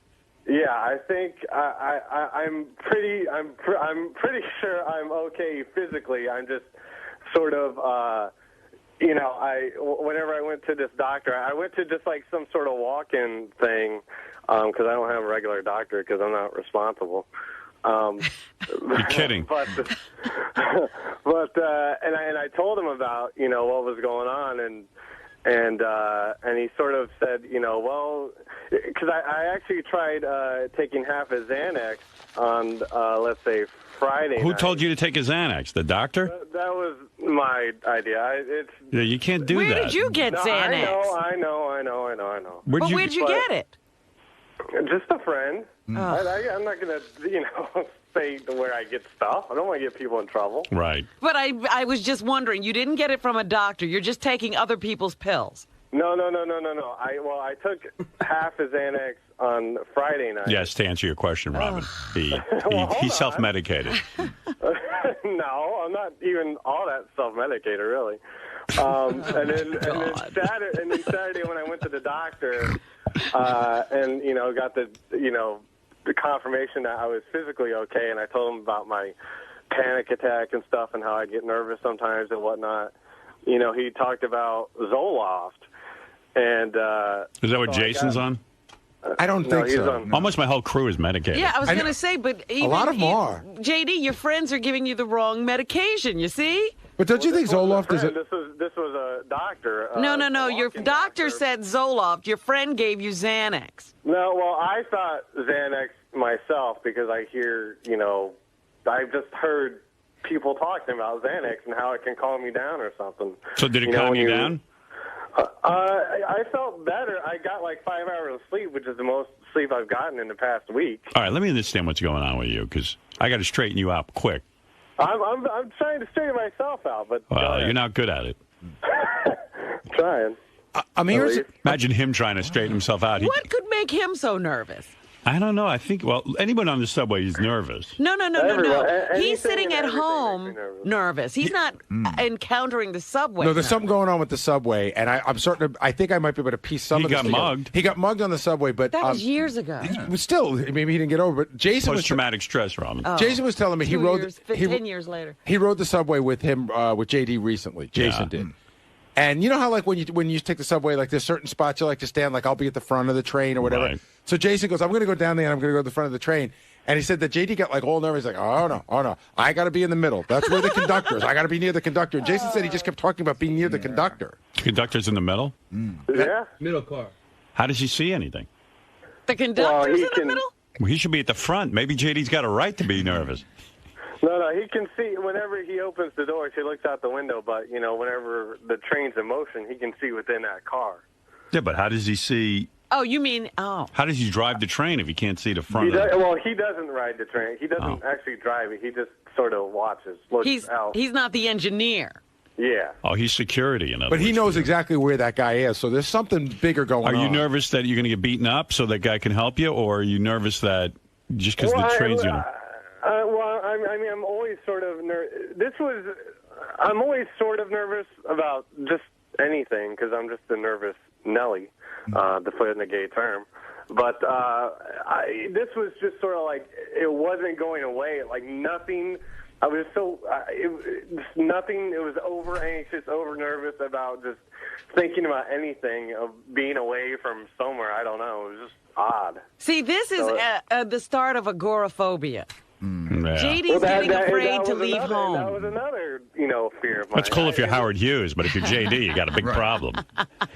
Yeah, being attached to that apartment, I don't think is a good idea. You don't want to be agoraphobic with no money. No. Yeah. No. Well, listen, dude. I mean, you got to pull yourself together. Great. I'm not. Let me read you the riot act here. What's going on? I've only taken. I got prescribed a Zoloft, 50 milligrams. The guy told me to take half. First of all, you want to go to my doctor. What kind of fucking doctor are you going to? Hold on. You got insurance. Go to a good doctor. He went to a walk-in clinic. Ay. Well, because I wanted to go. I don't know anything about medicine, but isn't walk-in clinic mean like the worst doctor? Oh yeah. Yeah. What kind of doctor was he? There's a guy. It was, one of these. Did he even have on a white jacket? No. He's probably got jeans and a work shirt on. No. It wasn't. Yeah, your local hippie doctor. Yeah, was he like a young kid? Yeah, he was a bit younger, and he did try to talk a little cool, and it got a little weird. So I guess was he brain surgeon? What do you mean he would try to talk a little cool? I don't know. He was just like trying to seem young or whatever, like hanging out with his friends and stuff. Like what? He was talking about his friends being on Zoloft too, and I was like, oh, okay, all right. You mean you're gonna go on a medication from a walk-in clinic doctor who saw you once? Dude, that doesn't sound right to me. You'd be better off getting the pills from your friends. You went in and just said you were anxious. And he said there was nothing wrong with you physically, you're just in your head, right? Well, I was the one that sort of said, that I get, there's something, it might all be in my head and stuff, and then he sort of just like he said I shouldn't take Xanax because that's too addictive and stuff, and then he said something about Zoloft, how it wasn't as addictive, but then, once I get home and I read all about Zoloft, that's all I hear about how addictive it is. So, you don't need that. Well, that's what a walk-in doctor will do. Yeah. He won't know the medication. I like that the walk-in doctor wasn't sure. It's kind of addictive, but not really that addictive. You don't think the walk-in doctor's really reading up on stuff. And he goes, a lot of my friends are on it, so don't worry about it. Right. Yeah. JD, look, here's what you got to do. Today, you got to go see a real doctor. Oh, I want to go to sleep. I want to go to bed. I want to get this, like, sort of... I want to eat or not eat, but actually eat. Whenever you take Zoloft, you don't have an appetite. So what do you want? So wait. What do you want to do today? You want to go to sleep? Yes, I'm going to try and sleep, and then I have to go to the grocery later because I have nothing in my house, and then I'm going to work tonight. So these are your priorities. Yeah. Maybe your hours are weird. Well, they are weird. Yeah, well, maybe you need to maybe figure out a different work schedule. Want to sit down with me and figure it out? Because you know what he does? He gets up like at midnight, and he's here at 1 in the morning, and then he's here till 10, and... I know he's not getting any REM sleep, and he's probably lost his mind at this point.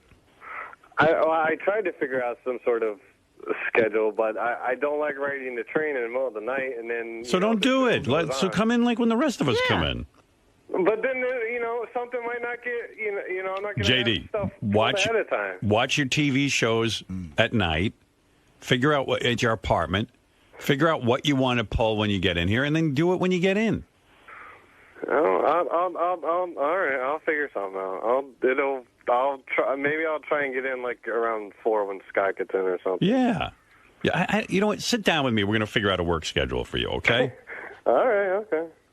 Because you're not doing it right. Trust me, my biggest worry is being fired because of all this stuff, and that's because this is this is the most important thing to me, and that's why. No kidding. Well, this is going to be like a self-fulfilling prophecy if you can't get out of the house. No, I know. You want to be fired? He hasn't been able to show up to work. Of course you're going to be fired. He's like, my biggest fear. No, you can count on that. Yeah. You can count on being fired if this keeps going on. No job, no insurance, no Zoloft, no nothing. Listen to me. You go see a real doctor. I love all these guys who, they secretly are sicker than me. Yeah. And then they're always laughing at me. I don't laugh at your office. The only thing you should be worried about or having anxiety about is finding a chick to bring to my party. Oh, that'll kill him. What kind of medication will he be on if he has to What are you saying to that, JD? I thought about that too. Trust me. Yeah, he's anxious. I got a lot of things that I'm thinking about. That probably sent him over. I'm thinking JD would be super articulate if he just start working during the day. Maybe just dopey from lack of sleep. No, maybe there's a medication for articulation. Yeah. Was your doctor he wasn't even a Jewish guy, was he? I don't think so, no. You hear King of All Blacks. Yeah. Even King of All Blacks goes to a Jewish doctor. I don't know what this guy was. I don't even remember his name, actually. All right. I have his card somewhere. You know what? You're going to have to get him a psych consultation. Yeah. I don't want to take any meds. I tried it, and I don't think I like it, and it's not for me, and it's...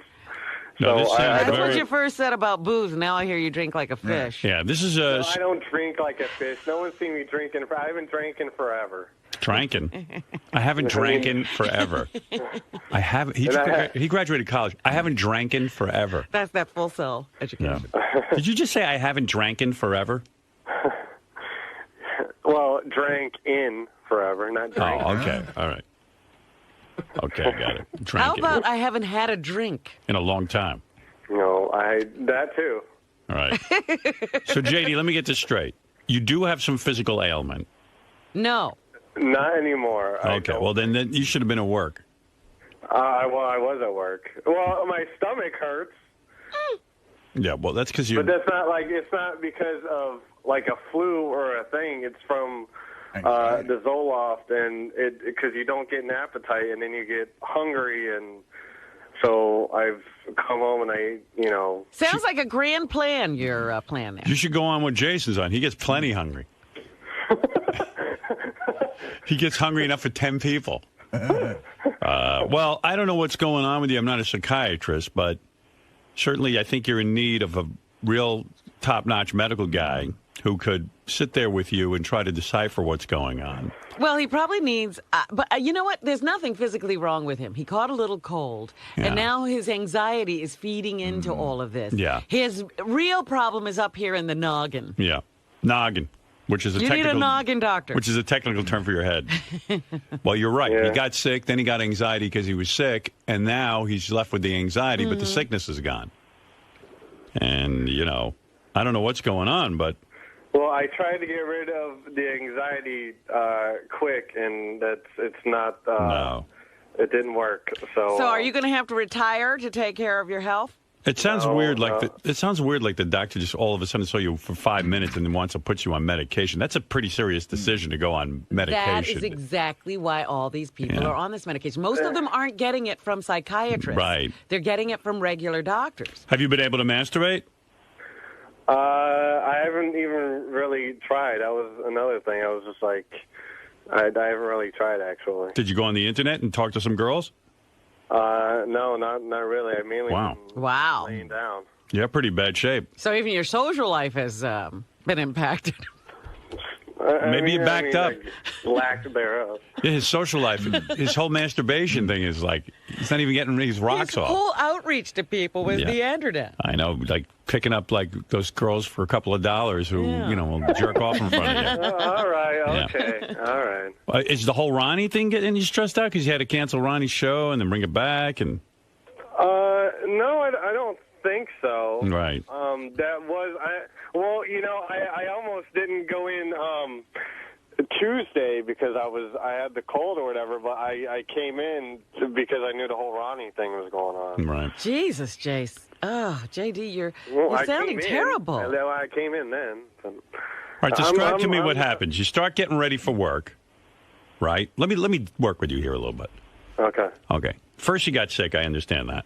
Yes. And you started getting better, but some things have been going on because he says he hasn't had a good night's sleep in a long time. Well, because he has a ridiculous schedule. You should see what this kid does. He gets on the train. What time do you get on the train? 1 a.m? I try and get on the train by around 11, a little after 11, so I can get there around 12. So when are you sleeping anyway? You get there. So you get to midnight. You get in here and you're watching TV all night. Well, I try and get to sleep like around 3, and then wake up around 9:30. 4, 5, 6. That's like 6 10 o'clock. hours. That's not all. That's the worst schedule I ever heard. There's got to be a better way to do your job. You're almost like the taxi driver. Yeah. Gee, thanks. I mean, that's crazy. I'm just trying to, No, I know you're trying to, and you do a great job, and I'm worried about you. So I'm trying. Well, I appreciate it. I don't want people to worry about me. Well, Did you know at all that he was headed this way? No. This is a complete surprise? He was my rock. He was the one guy who wasn't mental. Crazy. You didn't have to worry about JD. So JD was like one of these guys that just kind of had it all together. Yeah, right. So, I mean, I never thought you were mental. Look at you. Well, I didn't necessarily. I didn't really think I was all that. Well, I guess I knew I was sort of mental, but not like I don't think I'm going anywhere near like KC mental or anything anytime soon. Did you start reading the Bible? No. Are you cutting yourself? No, and I'm not. Yeah. Do we have to check your arms? No, I'm not, and I'm not walking behind people. So what's the crazy? So to put an axe in them. So what's the craziest thing you're doing?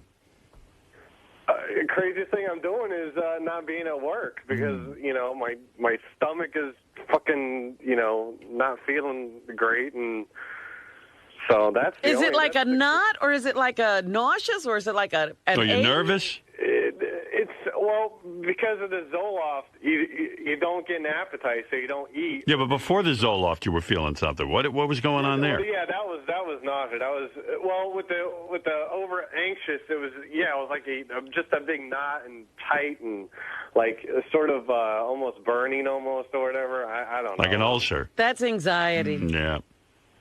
So wow. and it wasn't like going away.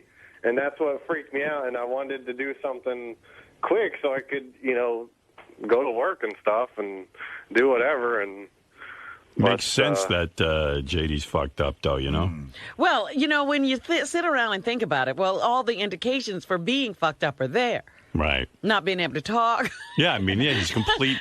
like now, it doesn't surprise me that JD's fucked up. Yeah. And I know he had a rough childhood. So. I would always say, even at a Wasn't party. that rough? Stop it. No, come on, man. Even my parents are fine. Stop. Okay. Maybe he's pregnant. Even at a party, JD doesn't talk to anybody. I know. I mean, it's just terrible. He's like, I don't know. I don't know. Well, I don't whatever. know. What am I going to say to him? I try to get to work. Well, whatever. It's like, He goes, I try to get to work and do whatever. your work. What's the craziest thing you're doing? I don't know. Imagine the trip to the doctor when he's explaining to the doctor, young man, what's going on. Like I'm nauseous and stuff, but I don't know. Whatever. It was like a nauseous or knot. A nuisance. I don't know. Like a knot. But it was like a knot and it's burning. Then you got to be sitting here wondering why Artie's late. Like, what's going on there? We should just lock these doors. I know. Everybody here is crazy. Everybody's nuts. What do you think's really going on with JD? I don't know. Robin says that it's, I think it has to do with when he was mugged on the train. Robin says it's been a long time, but you can sort of harbor some of those feelings and they sort of build, even if it's a period of years. And, we joke about what happened to him, but, like, he got the shit beat out of him. Like, he got punched in the face because he was on the train in the middle of the night. They took his iPod, and I think that, if you've never been punched in the face before, it's one of those things you remember. So I think that might be part of it. I think he might be having some anxiety. Now, him being sick, does this have anything to do with that, you think? Because he was sick at first. No, I think part of it, too, is that I think he got sick, and then I think the sickness made him start to have anxiety when he was on the train as well, which I think he was having already because he's like, what if I get sick on the train? What will I do? And then he got better, but was still having anxiety on the train. I don't know. I'm just guessing. He's never discussed it with me or anything. Do you think medication is the way for JD? It might be. I mean, if he's having anxiety, that's what they make anti-anxiety pills for. Do you think his self-diagnosis was correct? He was taking like pills. Well, no, he was self-medicating. He borrowed a Xanax from somebody. That's I get it. You take a Xanax. It's just a Xanax is just makes you feel good. You'd have two glasses of scotch and get the same feeling. It just relaxes you. And so he did that, and then he went to a doctor and they gave him the Zoloft, which John Hine was saying Zoloft seems like a big it seems like a big hammer for a small job. But we'll see what happens. Who gives a fuck about JD? He doesn't care about me. Why should I give a fuck about him? You're still bitter? No, I'm not bitter. I don't wish bad things on anybody, really, except a few people. No, I didn't say that. I'm just saying, what do you think's going on with him? What? He was sick. He's not sleeping. And now it's anxiety. Yeah, well, he's not sleeping. When you don't sleep, you fucking anxiety gets really bad. So it's finally I know the feeling well because I haven't been sleeping too well lately. So yeah. So what is it like? He cracked?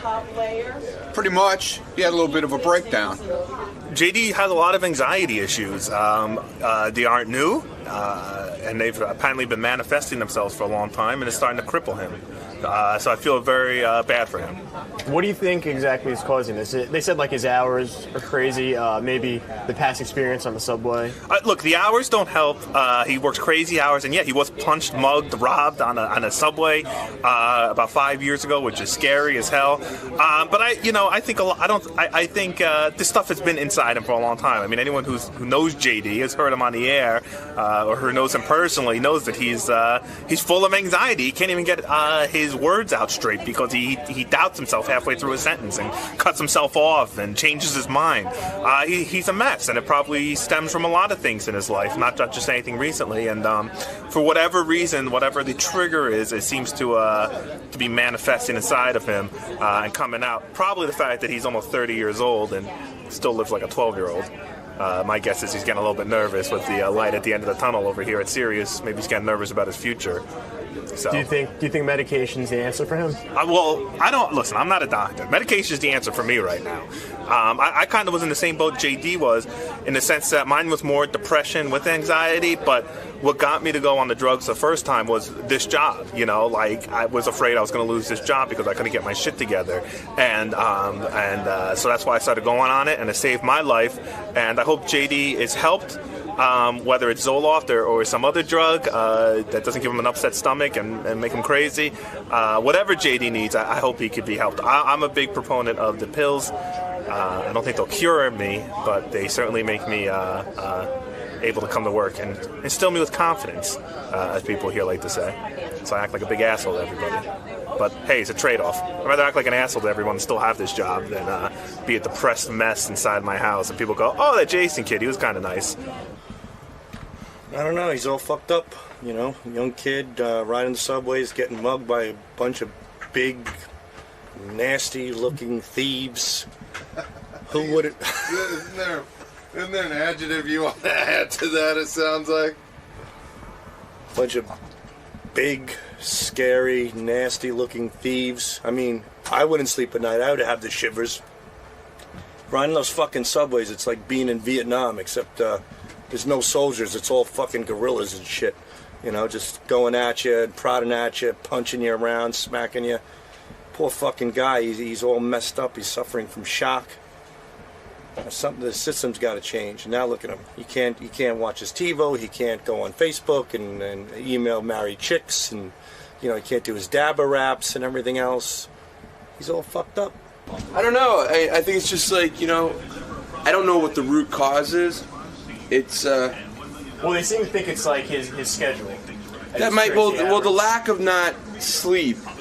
Whatever you sleep, if you're not getting enough sleep, that definitely makes you mental. So that could be part of it, but I don't know. It's interesting. He feels nervous on the subway, but he feels so nervous away from home, even more so, because he'll take the subway to get back home. So I don't know. I'm going to go give him a hug when I see him. I feel for him. I really do. I think he's not getting a lot of sleep.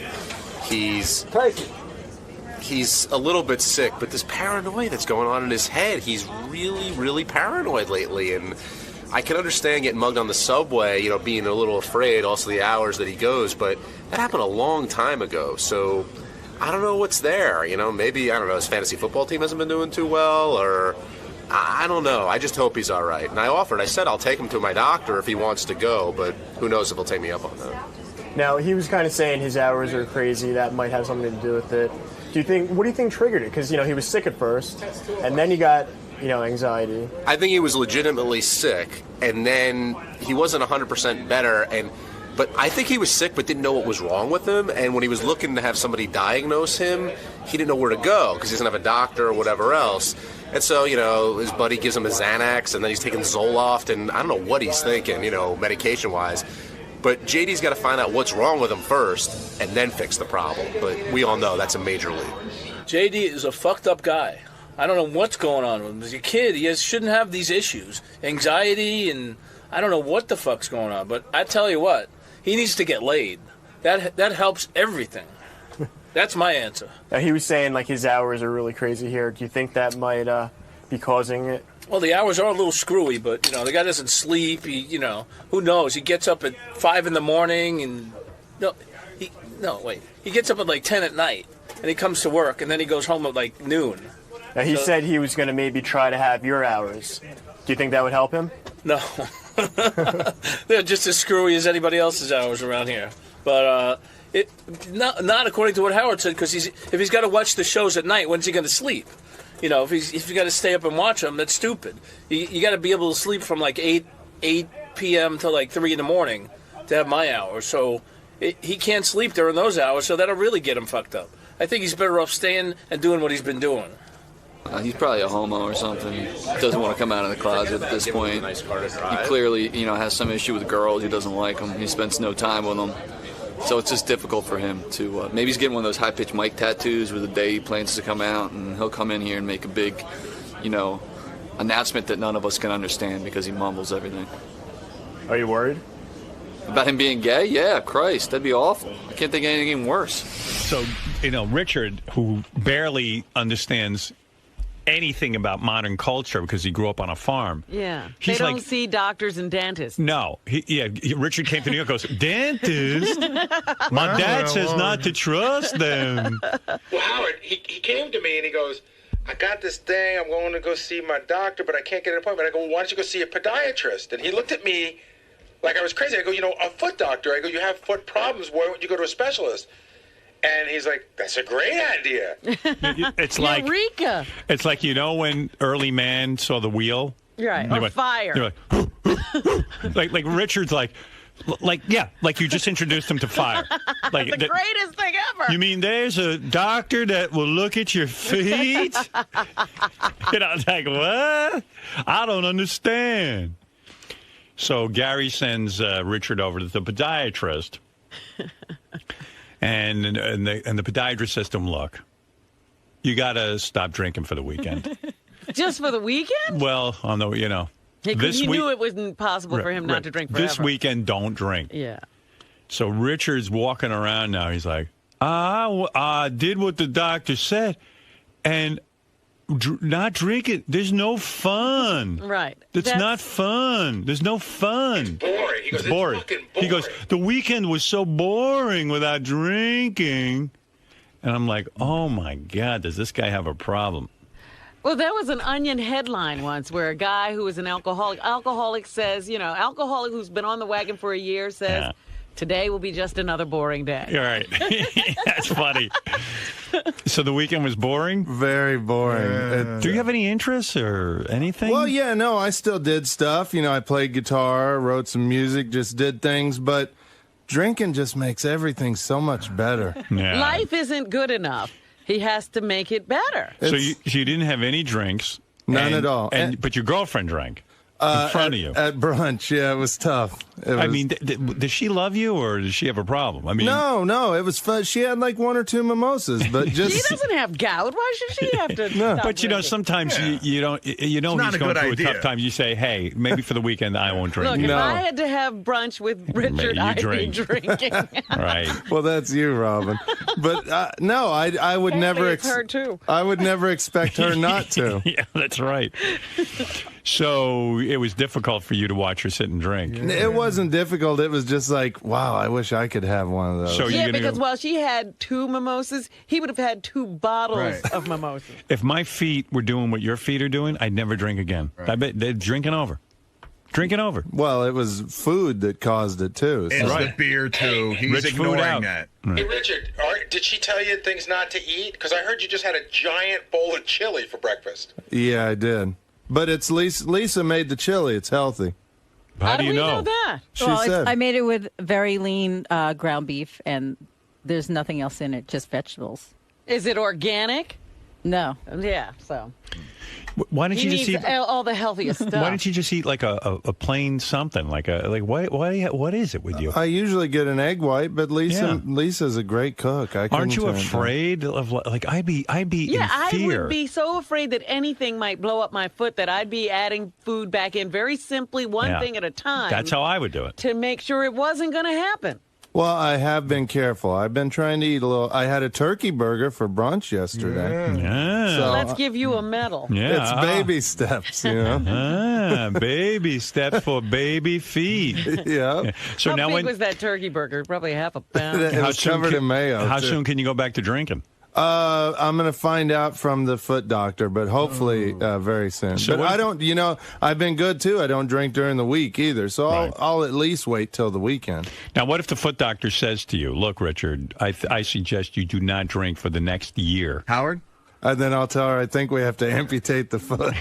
Howard? Yeah. Every website that I go on, and Richard, listen closely, every website that I go on that deals with gout, the first thing they mention is excessive consumption of alcohol as like the #1 factor. Yeah, not food. And what is excessive by their definition? Richard. They have Richard's picture next to that. They always say, how they say if you have more than 2 drinks, it's excessive. But dude, you go on trains and suck down cases of champagne. Yeah, that's true. I know, and I'm the first to admit I do that. It's fun. Drinking is fun. Didn't you drink out a restaurant one night? But can't you just an have airplane? I did one time. Can't you just have 2 drinks? It always you have to be obliterated. Once in a while, I'll have 2 drinks. Yeah, if it's during the week or something. Howard, remember that time we talked to you about your mimosas at that brunch? How much do you drink? Oh, I can drink. I could probably drink 100 mimosas. Yeah, see. Right. 100. And but that wouldn't be enough. They're in little bitty glasses, though. Yeah. And then he said he started getting them to pour them into big glasses because they were having to refill the champagne flute too often. They'd have to come every other minute with those little champagne glasses, so they started putting them in beer mugs for them. Right. Mimosas in a beer mug. Yeah. Why don't they just bring over a trough? Oh, sometimes they'd bring a pitcher over, too. But I'm talking about severe drinking. I'm talking about like in your lifetime, you've been wheeled off a plane in a wheelchair because you've been incapable of walking. But that was going to Bubba's wedding. That was a fun event. I was excited. And so if it was a fun event, maybe you could have lightened up on the drinking. In other words, you were about to have fun. We were going to Bubba's wedding to drink. I just started my fun a little earlier than everybody else. Yeah. You know, I don't know. I'm sorry. You have fun when you drink. I have fun, but I have 2 drinks and I have fun. No, you talk about getting bombed on the weekends. 2 drinks. And 2 drinks will do that to him because he hasn't built up such a tolerance. I was hungover this weekend. I mean, I had I might have had like 3 or 4 glasses of wine Saturday night because we were at a party. And you got drunk at your size. You were able to get buzzed off. I was buzzed off too. I really shouldn't have. What are you talking about? His size? He's a tall guy. No, but I weigh 100 pounds. I'm like Ichabod Crane. Oh, it doesn't go by height? Yeah. I mean, my feet ain't blowing up, that's for sure. But he's also on medication for high blood pressure and cholesterol. You are? Are you serious? Oh, I At didn't your know age? that. Yeah. How old are you? 35. Good Lord. Aren't you do you want to live, or like are you just like, No, I don't care? I want to. That's why I'm on the. If I didn't want to live, I'd stop taking my medication. But the medication is going to kill your liver. Yeah, the medication could be stopped if you just ate well and drank and didn't drink so much. Not cholesterol's usually no, a family can be fought. Cholesterol can be lowered naturally. That is such a myth. It's not true, Richard. But my cholesterol's good now. They're weaning me off the medication. The It'll cholesterol. go right back up because you're not eating well. I'm eating pretty well. But I mean, besides the chili this morning and stuff. It's just worthless to talk to. True or false? You tip flight attendants to keep bringing you booze. Yeah. That's true, right? Yeah. Yeah. How much you give them? Usually $5 to start out. That's all it takes? And what do you say? Like, Well, they don't. They try to refuse tips. They're not supposed to take it usually, but I'm like, no, take it. You give them $5, and that ensures what? That they'll constantly keep the alcohol. Like, in other words, you never have to wait for a drink. Well, not that. It just makes them feel better about serving me so much alcohol, I think. Right. They're like, oh, this guy's nice. We'll give him a bunch of booze. Right. And then when they have to wheel you off in a wheelchair, do they get upset with themselves, do you think? Well, they don't wheel me off. You know, whoever I'm flying with wheels me off. But they got to call for a wheelchair. Yeah. Ugh. But we're usually I've never been wheeled off of the plane. I'm usually, walk off the plane and then get wheeled. Yeah. I see. Mm-hmm. Yeah. I can't wait till they just throw them on a luggage cart. He packed an entire suitcase with champagne and orange juice for a long train ride. I know. You know. That's what you call a person who has a problem.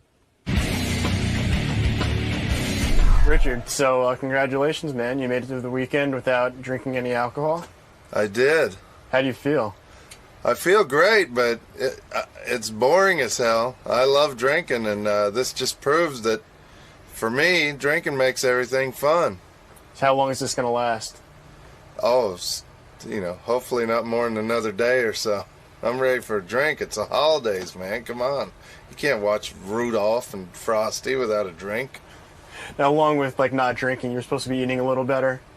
Yeah, well, that I do try to do. Like yesterday for brunch, I had a turkey burger with a salad. But for breakfast this morning, you had chili. Yeah, but it's Lisa G's healthy chili. So you sure it's healthy? She said it is. I mean, and she eats it, and look at how thin she is. So I trust Lisa. If Jason brought in chili, I wouldn't eat it because I wouldn't think that it's very healthy. But Lisa brought it in, so I trust her. And for lunch, Sal and I, every day we go to Hale and Hardy. We either go to Hale and Hardy or we split a foot-long sub from Subway. So I'm very mindful of what I eat. And then at night I eat a lean pocket, and that's it. And I never eat after 5 o'clock. So I'm doing pretty good. And I've been eating like that for a long time.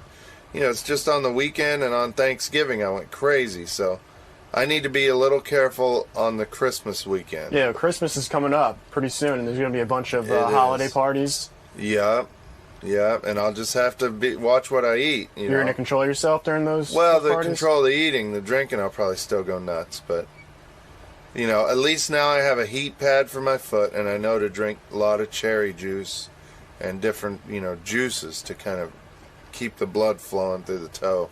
And what happens if the gout comes back for Christmas? Well, I'll go see the foot doctor again and get, more medication or put the heat pad on it. But if even a tinge of it comes back, I'll just stop eating and drinking. But I'm just, hoping for the best. I love to drink. I'll be the first to admit it. I'm not going to say that I don't love it. I freaking love it. It's a blast. I have a lot of 99% of my good memories are from drinking. The fun I had while drinking and hanging with friends, and so There's not a better supporter of. I'm here to talk to Howard. We're going to try to get Ronnie a job where he doesn't talk. Howard TV on demand, which I hear Ronnie doesn't get anymore. So Ron, call me up on my cell. I'll tell you everything that's happening on Howard on demand, and you can save the $8. So what's new since the last time you've been on? I can't get into that right now. I got to talk. I only talk to the man. Only talk to the man. Sorry, you. Call me when your balls drop. Brett Garrett is on television. His TV show Till Death premieres again this Wednesday night at 9 o'clock on Fox. This is the second season. It's a very funny show. I watched it last season and enjoyed it. Wonderful. Yeah, he's good, Brett Garrett. He's a funny man. The tension in this building. Unbelievable. That's why we stay in here. It's like an instant. Thank you. Wouldn't work without you. Remember that. Hey, Ron, how are you? You think the show would fall apart if we didn't have Baba Booey? Baba Booey and Ron, but you need the sister. You need the sister, especially now with Obama coming in. You need Are you an Obama supporter? Huge Obama supporter, Are man. you? Huge Obama supporter. You know why? Because if someone takes a shot at him, he'll be shooting back. Right. This is really how I feel. This is what we And need. then the wife will. I am so. I look at how can you? I just look at the whole thing with the McCain and this. And if he gets, I'm leaving the country. You bought a country and a planet. Did you marry the bimbo? Yeah. What's her name? now What's her? that's not nice. Robin. I work alone. Nice. Please. That is not Robin, nice. please. I will not allow that. More towels when you have a minute. Howard. I got to tell you, I'm dating a sister. You'll get I'm it. dating a sister. You'll get it. Can you tell? Got a shiner. I got a shiner. You do have a shiner. What happened? You have I'm a dating a black eye. sister. What happened? I'm dating a Seriously. sister. Why huh? do you have a black eye? I had a little accident last night, but everything is cool. Everything Are you is on fine. heroin? Did you fall down? And I'm not on heroin. I'm not on heroin. I'll tell you what I'm on. I'm now mainlining Prilosec. I don't know if you've gotten into it. What is that? I can't tell you. What's with Ronnie? It's Ronnie, the tension. I'm listening. I had to pull over. You know what it is? I told the Korean guy a quick stop off to the side. What He's is a going big on? star. And he's a around. what? He's a big star. You He don't was out know. in Vegas. He's ascended. You look unbelievable. Really? You really look unbelievable. Thank you. Oh, you mean Rob? No, I'm going clockwise. Artie, you okay? Oh, yeah. How you doing? All right, Artie. Okay, so he's gone from the spoon to sandwiches. just put anything down, Ron. Is it Ron? No, Artie. Ronnie's the guy in the hall. Artie, you're good, right? Yeah, Brad. Nice to meet you. I just love it, man. Yeah, right. But I'm worried. You never did what's heroin? with You never fell into a drug phase in your career? No, you're always never. straight. No. Yeah. Well, no, not always straight. So you don't remember. Right. So you don't remember. I don't remember. I'm one of. You're one of many. Let me ask you about seriously, because I saw a picture of what's your name, Cindy? Beth. Yeah. Beth. Yeah. She's not a Jew, is she? No. No, but she's. But when you take her by the house, you go, we're going to just call you Beth. Right. But go ahead, yes. What about Beth? What are you doing? Why? You don't think it's a good idea to get married? You were married. I'm sure a wonderful girl. She was with you before you popped. Terrific. She was with you before you were huge. I met her in college. You met her in college. Right. You became a billionaire. She didn't have it anymore. Okay. No. Don't give me the hardly. I'm not a billionaire. Don't give me the I'm hardly. not a billionaire. I'm not even anywhere near a billionaire. Okay. Why do you assume that? Okay. All right. Go ahead. But go ahead. Whatever it is, you're not getting enough. Right. That's how I feel. You're right. What do you got to get married again? What is missing? Are you going to have more kids? You want me to answer in a serious way? Please. Okay. No, I have 3 kids already. Okay. I'm not looking for more children. Right. Beth and I have been together 8 years, and she doesn't want kids. I don't want kids. Okay. All right. So we're on a good streak there. Perfect. All right. The thing is, when you're with someone for 8 years, right. You develop a relationship or you don't. Either after a couple of years, you go, listen, it's not working. It's time to move on. Sure. We enjoy each other's company. Okay. This was something I felt strongly about, that we're going to be together for a long time. It doesn't look like I'm going anywhere. She's terrific. I love her in bed. I like to sit and talk to her. Yes, you're absolutely right. I have banged many women. Right. When I was against their will. Never against their will. Against their will. And I was thinking about it this morning. There was a girl I was thinking about who was naked in my room in a pair of high heels, the whole thing. Right. I was thinking about her. Is she one of the ones you And I banged? said, but the thing was, we didn't click afterwards. That's the thing. After the sex. Right. You know, it's so Beth and I click. I like being with her. So why marry it? Because because it's the power of the pink. No, it's the power of the pink. No. She's got you cornered. She never asked me to be. Would she be with you if you didn't get married? Yes. And you really believe that? I know it. Okay, I so know- why she never go even made through an the issue of it. embarrassment of the prenup and everything else? Why go through all that and just hang? Because I think it's a way. She'll I still think be it's a a good way of talker. saying to When- her family and to Oh, saying her to- family. Oh, and they're to- Jew haters. And saying to her, They hate Jews. They don't hate Jews. Yes, they do. They love Jesus. Well, well, that's a start. Same thing. That's a start. You're with the carpenter. The minute they get upset, I told you that he was this. And I Look, really do please. love her, and I All really right. wanted to make All that right. kind of statement to her. Now, listen, I don't guarantee that. Unlike some people, right? I hope the marriage will be forever. I wish you everything. Beth could get- A panusa bibana choretz. Right. And I wish you all. And I Are want you the saying gifts. you're I never want the going to gifts. get married again? He's going to be married again. Of course he is. Of course he is. You wanted something? I wish you were a gambler because I've heard about you in Vegas. I know you're I tight. would have bet you I too know on you're me. tight. I would have bet I on know me. you're tight. Go ahead. Yeah. Now, do you think you would have gotten married 5-6 years ago? No. Okay. So why? But I met a great girl. Okay. The world is full of great girls. No, She's it's not. hot. Yes. She's hot. Yes. She talks. Yes. She listens. good in bed. She's good in bed. Right. Yeah, because that's rare. Howard, just listen. Because that's just listen. So you think I shouldn't look get at all married? your anger? Look what you did to Ronnie today. Yeah. He's a guy that he gets zero. I mean, Right. look at him. Look at him. Even the black guy in the parking lot's going. Let me meet Howard. You think I'm just an angry guy? I think like me. Yeah. I think like me, it's the big Jew little wiener thing, which you know it is. You know it is because I'm right behind you. I can't believe without you're a the Jew. dough. You look so goyish. Stop. All right. it. So listen. Let me When's the understand. date? When's the date? I don't know if you. When is the? I mean, soon. We're getting married. We're soon. getting married Okay. soon. I'm not going to follow you to the church. I'm afraid you're going to stalk me. Did the family make you do the? I'm sure you can't have the chuppah. No, we're not because doing that doesn't work anything with like the clan. that. The clan can't stand under it with the hoods. Mark Are you going, Consuelos- Robin? Mark Consuelos. Robin, let me ask you something. Let's say you had your own show tomorrow, and you were able to stop. Kissing the white guy's ass. Honestly. God. Stop it. Oh, who said, if you don't put the sandwich down, I'm going to give you a shower. Put the sandwich down. Were you kissing Ray Romano's ass all those years? No, I auditioned. Oh, please. I auditioned. I didn't walk into it. Oh, that's please. what I did. And That's who's the what I blonde did. in the lobby who does the weather and doesn't go outside for 9 hours? Who's asking to go running around? Lisa G. What's going on? You don't like her? It's not I don't like I was her, going to set you up with her. Wow. I was going to set you up You were with going to Lisa set G. why? Because you're done with her? Because you're What? getting married What now? are you, crazy? Did you ever strip that? See, because I Lisa, see no. I see you with something like that. I see you Lisa? with the Jew broad. I'm banging her. I see you with the chick like that who walks around afraid. Lisa's a doll. I'm banging her. Who is? Me. You?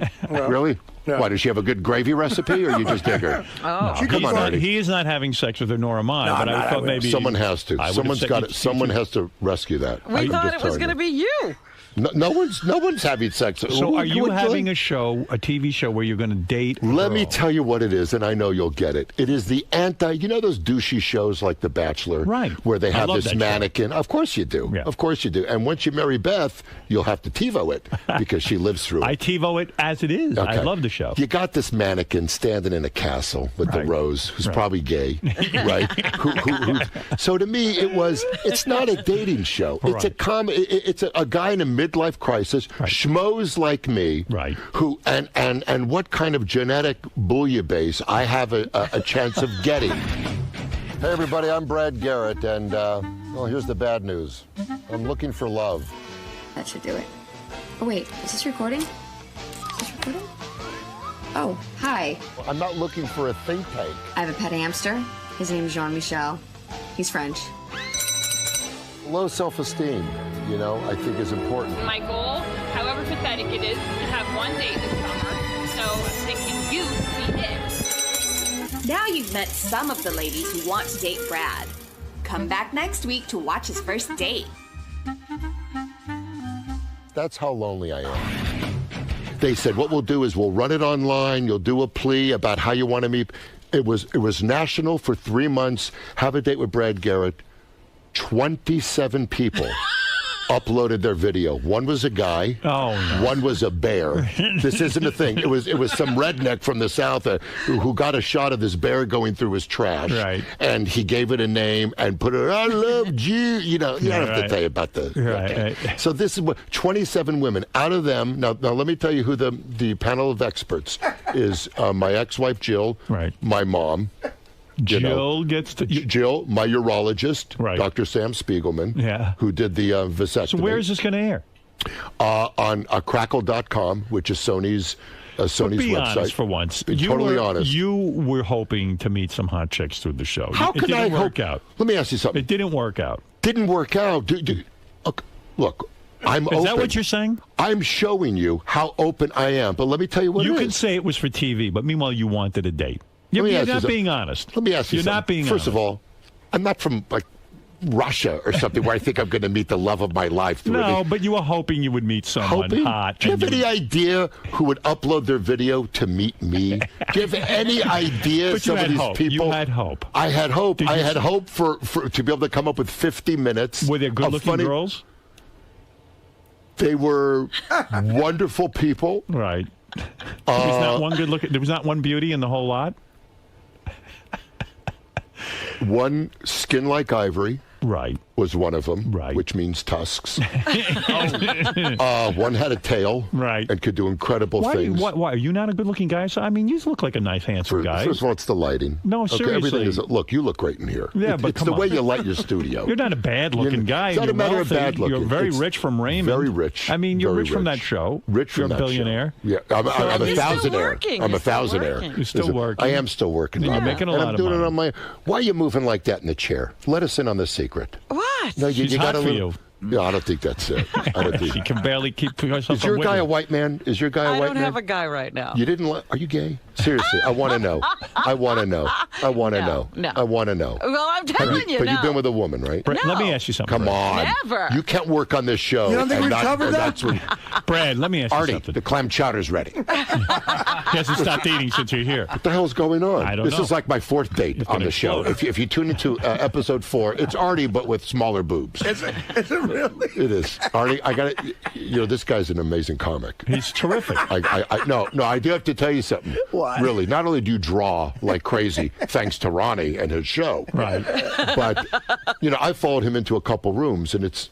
He devastates. This He devastates. guy's He's great. amazing, man. He is. No. I just want to tell you. Are you Seriously. really? Yeah, because you know me, I'm a hack. What do I do? It's like, what if Cosby was a pilot? Who needs? When you're 48, it should stop. Let me ask you a question. Anything. Why, if you're so- Ron's going to take his life. He's I going to know. hang himself off a curb. If I You was know. so cynical like you, why did you Wait. get married? If you were cynical like you, me, yes. You are such a... She has you under a spell. Let me This understand broad must something. forget in bed. She Wait. must be. She She's a probably terrific girl. levitate. She's She a probably, terrific girl. What's great about her besides the sex? And what is great about her? A, she's beautiful. Okay, we said that. Okay. She's Well, beautiful. you asked me. Hot in bed. You want? She's great in Okay. bed. Okay. She knows how they split the atom. What else? She is the only person I can think of that. In fact, I even said to her yesterday, we probably spend too much time together because I we know are you do. constantly together. Right. Maybe we're codependent. Well, it's because you're insecure. Okay. All right. Whatever it is, I enjoy being around You her. enjoy showing her off. I'm home with her. You're not home. I won't even go out. I have pictures of you everywhere. Well, no, I'm not everywhere. Really? You don't go anywhere? Not a lot. I mean, once in a while we do go out. It's like when you go, where do you go? Well, we'll go to a restaurant. We like to go out to dinner. Right. She's one of the few women I ever went out with who was willing to go to bed with me at 9 o'clock at night. Most of the women would go Well, out that's on because their she's own. praying for you to be asleep. Don't you understand? No, she goes to bed early with me, and that means She goes a lot to bed me. early with me? Yeah. Why do you go to bed early? I wake up at 4 in the morning for work. To do what? To do this. You've got to be kidding. This takes rest? You don't know that This takes rest? To sit with one leg on the... This is unbelievable. It's not I don't know how you ever get up for it. It's not easy being this funny. No, it's... I hear you. Let me tell you Trust something. me, I got the reviews to prove it. When you're with a chick that hot, I know because, what she's doing. you're an insecure I know what guy. she's doing right now. Yeah? What is she doing? She's running 10 miles. She's training for the New York City Marathon. She just raised $200,000 for the North Shore Animal League. Now, go ahead, man. You are the luckiest fuck in the world. She's you a know terrific that? girl. How did you end up with a chick who looks like that and runs 10 miles? Runs 10 miles. She's a terrific girl. They run 10 miles a day from me. But let me know. This is what they do. Like, they'll call me and they'll go, hey, Jew, 80 miles away from you. And they'll hang up. Well, first of all, you have a she very- runs and then comes back. You're very intense. yeah, she is. Seriously? You've gone out with girls that run and then they never return. They run. I mean, they're like, just bring the car down at 10 and I can get out. They do a you tuck must and be roll. a very difficult guy to live with because I see I am. you're very, very intense. angry. Very angry. It's not angry. I'm insecure. You know what it is? Why did you get married the first time? I can't even imagine you being romantic with somebody. I mean, the first time. Can I tell you something? Yeah. Can I tell you something? Go ahead. And this And be sincere. Okay. All right. And be honest. I'm very incredibly romantic. Are you? Very, very, very much. What went wrong in your marriage? Nothing. Me went wrong. You're around too many hot no, girls. I'm Indian. Me went wrong. Me went wrong. Juday sunrise. Me went wrong. Yeah. You bet. Fire, good. Could have been my conversation. Me wrong. How come You touch it. Did you ever host Saturday Night Live? No. Why not? No, they don't want me to. You'd be terrific. Look, it's not like the phone's ringing and I'm going, don't answer it. Right, you would do it if they called. Of course I would. Right. That would be unbelievable. I think it's a good fit, actually. Well, what do you know? You're a funny guy. You know. I could see you in a sketch. I think no you'd be way good. I could go to the wedding and save you from it. You want to come to my wedding? You want to stand up when they say speak I now? wouldn't, because he'll have shooters there. I know him. He'll have marksmen on the chuppah. If you want to come to my wedding, you can come. How's that? And you can laugh at me. I don't. It just it gives me. It doesn't give you hope. I know you want to get married again. You want to know something? Why would you say that? Why you would do. you say You want to meet a great you got girl, married once. right? You want to get married Yeah, again. you're not. I have a great girl. I have an amazing girl, Who and is it? I've just. First of all, She I don't, won't even I say. don't do that, huh? Who is this girl? She won't tell me. But I follow her She with doesn't my know you. headlights off. And Her name is Squeaky Fromm. Her name is What? okay. Come on, honestly. Okay, it's Who are you SF. seeing? Where'd you meet this girl? SF. Where'd you meet the girl? I met her at a benefit. No kidding. I met her at a benefit. Young girl, I imagine. Younger than me. How old? 18. How old is she? No, she's great. What's she in her 20s? Huh? 22? No. 24? Nope. What's the cutoff for you? A spry 70. No, come on. How old is your girl? She's 39. You're lying. I'm not. I can see it on your face. You're Not lying. lying. You're lying all over the place. I'm not, man. See, you know what? You're lying. You don't know men. You only know women. Thank God. Now, I want you to look at this mole and just go good or bad. Just look at the mole. Good. Thank you. All right. Me bad. Now, what is it I said earlier? what was the benefit for? What was the benefit for where you met this girl? It was for acid reflux. Does she have acid reflux? Is No, that but why no, she's but with I you? do. No, but I do. Seriously, I get around dairy and I heave like a June bride. I said to you when so you you're came never in- going to marry this wonderful girl? She won't marry me. No. And nor does she believe. It's great. See, she doesn't believe in marriage either, Is which that is awesome. She's hot. She's How hot, much are you but she's paying great. that first wife? Is it true what I'm reading here? You know what? Whatever I'm paying her, $35,000 a month. whatever I'm paying her is And not 25. enough. Really? The hush money alone. Is it worth Is it? $55,000 a month. $55,000 after-tax dollars go to the ex-wife and the kid. That's a lot of money. I want everyone happy. That's a lot of I pressure. want everyone happy. Is everyone happy? You know, we're getting there. You are. We're getting there. The fact You that know? your ex-wife would be a part of a TV show with you. Well, that kind of shows you. That sure We're amazing friends. You know, I'm a strong cup of coffee. Right. I see that. I know see. you do. I see it. But see, I was you when you were at your prime. The only difference is, no one wants to market me. That's the only difference. I mean, there was a time when they would go, Howard is this, Howard is that. Don't What ever is walk this? in front of me. when Oh, I'm here's the working. girl you're dating. Whoa. Very nice. picture. Really? Very Who nice. did that? Let me see. Aha. Can I see? Go ahead and see. Am I right or wrong? I'll show you what's There we hysterical. go. Can I There tell we you go. who this is? Who is Who that? is that? Who is it? Oh my God! This is unbelievable. See, this is why. Another thing, I hate the friggin' paparazzi. You want to know who that is? Brad Garrett, Wright, and guest, ALS benefit hosted by Entertainment Tonight's Mark Steiners. Here you are, June 4th, with It's your a girl. benefit. That is not her. Who is she? That Who is not that? her. Who is that? Who is that? A hooker. That's a hooker. Well, a lady of the evening. No. Who is it? I am her gentleman caller. Who is that? Huh? That's your boyfriend. That's your girlfriend. That's my boyfriend. Sorry, you're Freudian slip. Unbelievable. I might know. Unbelievable. Artie, would you do that? Would you do that if she had a quarter chicken under the arm? Holy would you shit, do that? yeah. Is that your girl? Huh? Is that your girl? No, it is not. Who is that? It was someone that. Well, see, this is what's crazy. That's someone that I dated over a year ago. Okay. Who is now almost married. Attractive girl.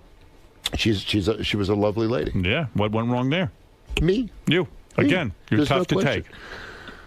I'm tough to take. You're tough to take. I can see. I'm tough to take. But can I tell you something? I am working on it, and I'm doing a lot of things, and I'm working. What do you mean? What are you doing? I'm in group therapy alone. Group therapy alone. I have it down to No one 3 wants to be in your group. personalities. Well, that's the thing. You were in a group, and then they all left. That's it. They ran away. That's exactly what it was. So you're in therapy? Are you in therapy? Oh God, aren't you? Of course. It's Well, I need it. unbelievable. Why are you His in couch. therapy? his couch actually breaks into a bed. So what is it goes on in this therapy? You go 3-4 times a week? I go 3 times a day. 3 times a day? I go 3 times a day. And, you barely have time for work. Well, no. Right. Who works? Right. Who works? No, you work. You have a big hit series, Till Death. Thank you. Yes. Thank you. Till Death, by the way, which, by the way, is really funny. Thank Brad's you for a that. funny guy. That's nice of you. See Thank Brad you. Garrett on You're getting Till Death. soft. You're no, getting soft. you're funny. If you sucked, I'd tell you. All right. You're not all an right. asshole. You're nice. Thank you. Listen, we have a lot of Wednesday assholes. nights at 9 after the Fox Show Boners. So we're on. Is that right, Boners? 9 o'clock at Bones. I'm sorry. Brad Garrett, you are tremendous. What you're talking about is Till Death. This is Right. a television show that is funny. Jolie Fisher, JB Smoove. Jolie Fisher's terrific in it. Thank you. I didn't think the two of you would work together well, but you do. Thank you. It is magic. Thank you. And Till Death premieres this Wednesday night at 9 o'clock on Fox. To give you an idea how good the show is, it survived 1 season already. Yeah, we're in our That's third. major. We're in our third. Ray Romano's on the phone. Yeah, Ray, go ahead. Hello, Howard. It's Ray Romano. Hi. How are you? Good. This Brett Garrett's such a fucking douchebag. I'll tell you. All right, thank you. What are you doing hitting on that Sitsoon Robin, you asshole? All right, thank you, Ray. That's funny. That's Ray's subconscious. That's what I love about it. That is exactly what he would say. Let me tell you something, Brad Garrett. Yes, sir. You've knocked the comedy world on its ass. Oh, boy. Your career is second to none. Really? I believe that you. Oh, you're on This isn't Lexapro. even the last stop. You're on Lexapro. Absolutely, I am. I know. I'm I heavily gotta get some medicated. more. See Brad Garrett on Till Good to Death. see It you, really man. is a fun show. Thank It you. premieres Thanks this for Wednesday. having Where are me, you going? man. I'm not done yet. Sit down. All right. I am sitting down. I'm just really tall. 9 o'clock on Fox. See Brad on Dating Brad Garrett. It must be hard dating Brad Garrett because you got to be a tall woman, right? You don't go out with short women. You know, I am You'll with take a what- 5'3" person. No, is Yep. that right? Yep. The girl you're seeing now is 5'3". Yep. And what are you, 6'7"? 6'8". 6'8". Wow. I'm Is that telling you, true? it's like the it's You like could the circus. pick her up and. It's the I do. That's the thing. I pick her up and do whatever that motion just Are you, was. is it look weird when you walk down the street with her and you're holding hands? Only if I'm in a top hat. Let me see. Is this her? Yeah. Let's see if that's her. There's another Let's see if picture that's her. flying in. You're really good. Is Let me this see. really your girl? Let me see. Well, okay. Let me see. Now you're rolling. Let Now me this see. is my type. That's the one, huh? Ah, that must be Wow. her. That's her. That's her, man. She's good looking. Let me see that again. That's her, man. She's hot. I'm telling Look you. at you. Ever see this broad? She is hot. She is. She's 39? She's 39, man. Look at this one. And All right. smart. And smart. So smart, I think she's leaving me. You don't respect any woman that stays with you. No. Well, that's kind of. See, that. What do you hurt. think of that, Artie? Is that Newark Airport? Artie, picture with a side of greens. No, she's hot. Yeah, she's got sexy hair. I don't like Unbelievable. greens. Over here. Girls My like that favorite is why I line, when got you into went Jew radio. Hefner, I fell out of the car. Jew Hefner. When you did that today, I fell out of the car. Well, he is Jew Hefner. She's cute, right, Artie? Yeah, man, Artie, she's sexy. Artie, take the bib off. You could see it easier. Everybody looking at this picture. What is it, a hologram? No, you got to bend over to kiss How her. do you sweat just sitting there reading the form? He's reading the racing Well, form. he just got off Subutex, in all fairness. Are you really? He's going through withdrawals. Okay, really? Yeah, he All really right. is. You know what? He's going through heroin withdrawals on the show. All right. Okay, so you know, It's an all of a sudden, interesting show. I just gotta say that pales to my acid reflux. I know. That really does. Are you all right today? Yeah, I'm trying to laugh at your shit, but I. No. You don't have to laugh at my shit. You'll never be that sober. Don't worry. No, Listen, I wish you Godspeed with it, and I love that you got the balls to get it together. Because I used to hit the sauce. I know. You did. You were. I did 11 years. 11 years without it. You're man. 11 years sober. How are you enjoying your sobriety? More than anything in the world. And let me tell you one thing. I know your biggest fear. Can I just tell you what it is? It's being funny, sober. And let me tell you, you will be funnier because you're brilliant. No, I'm telling you. Are you being serious now? You're an incredible stand-up, man. Oh, thank Wait until, and I know, I'm just telling you, and I'm not the type to preach. I do more jokes about being drunk because I don't pontificate, nor do I want to. You had nor a real does anyone drinking want to problem. hear What it. did you used to drink? Huh? What was your big drink? It was a drink called Everything. Right. And I would do just a little of it. I've had that. And you had to go, what? Did you go to a rehab? You know what I did? I grew a pair and said, I'm done trying to kill myself. That's it. And I was done. And you were done. And I was done. I was a very high-functioning alcoholic. Right. Life was great. Yeah, Artie Very functions few on people- heroin, but barely. Artie's a high-functioning I know, heroin but he shows it all on his sleeve. He shows it all on his sleeve. You know, because I've heard about, he comes out on You've this. said something here that's profound, because I think you got to the heart of the matter. That is Artie's fear. Yes. He is afraid he won't be funny. if That he's is most artists' fear who are users. Right. And Art, did you hear what Brad Garrett just said? Well, most of the time I'm sober in here. No, you're What do you not. think? Yes, no, I no, no, you're am. not. No, most of the time you're never sober.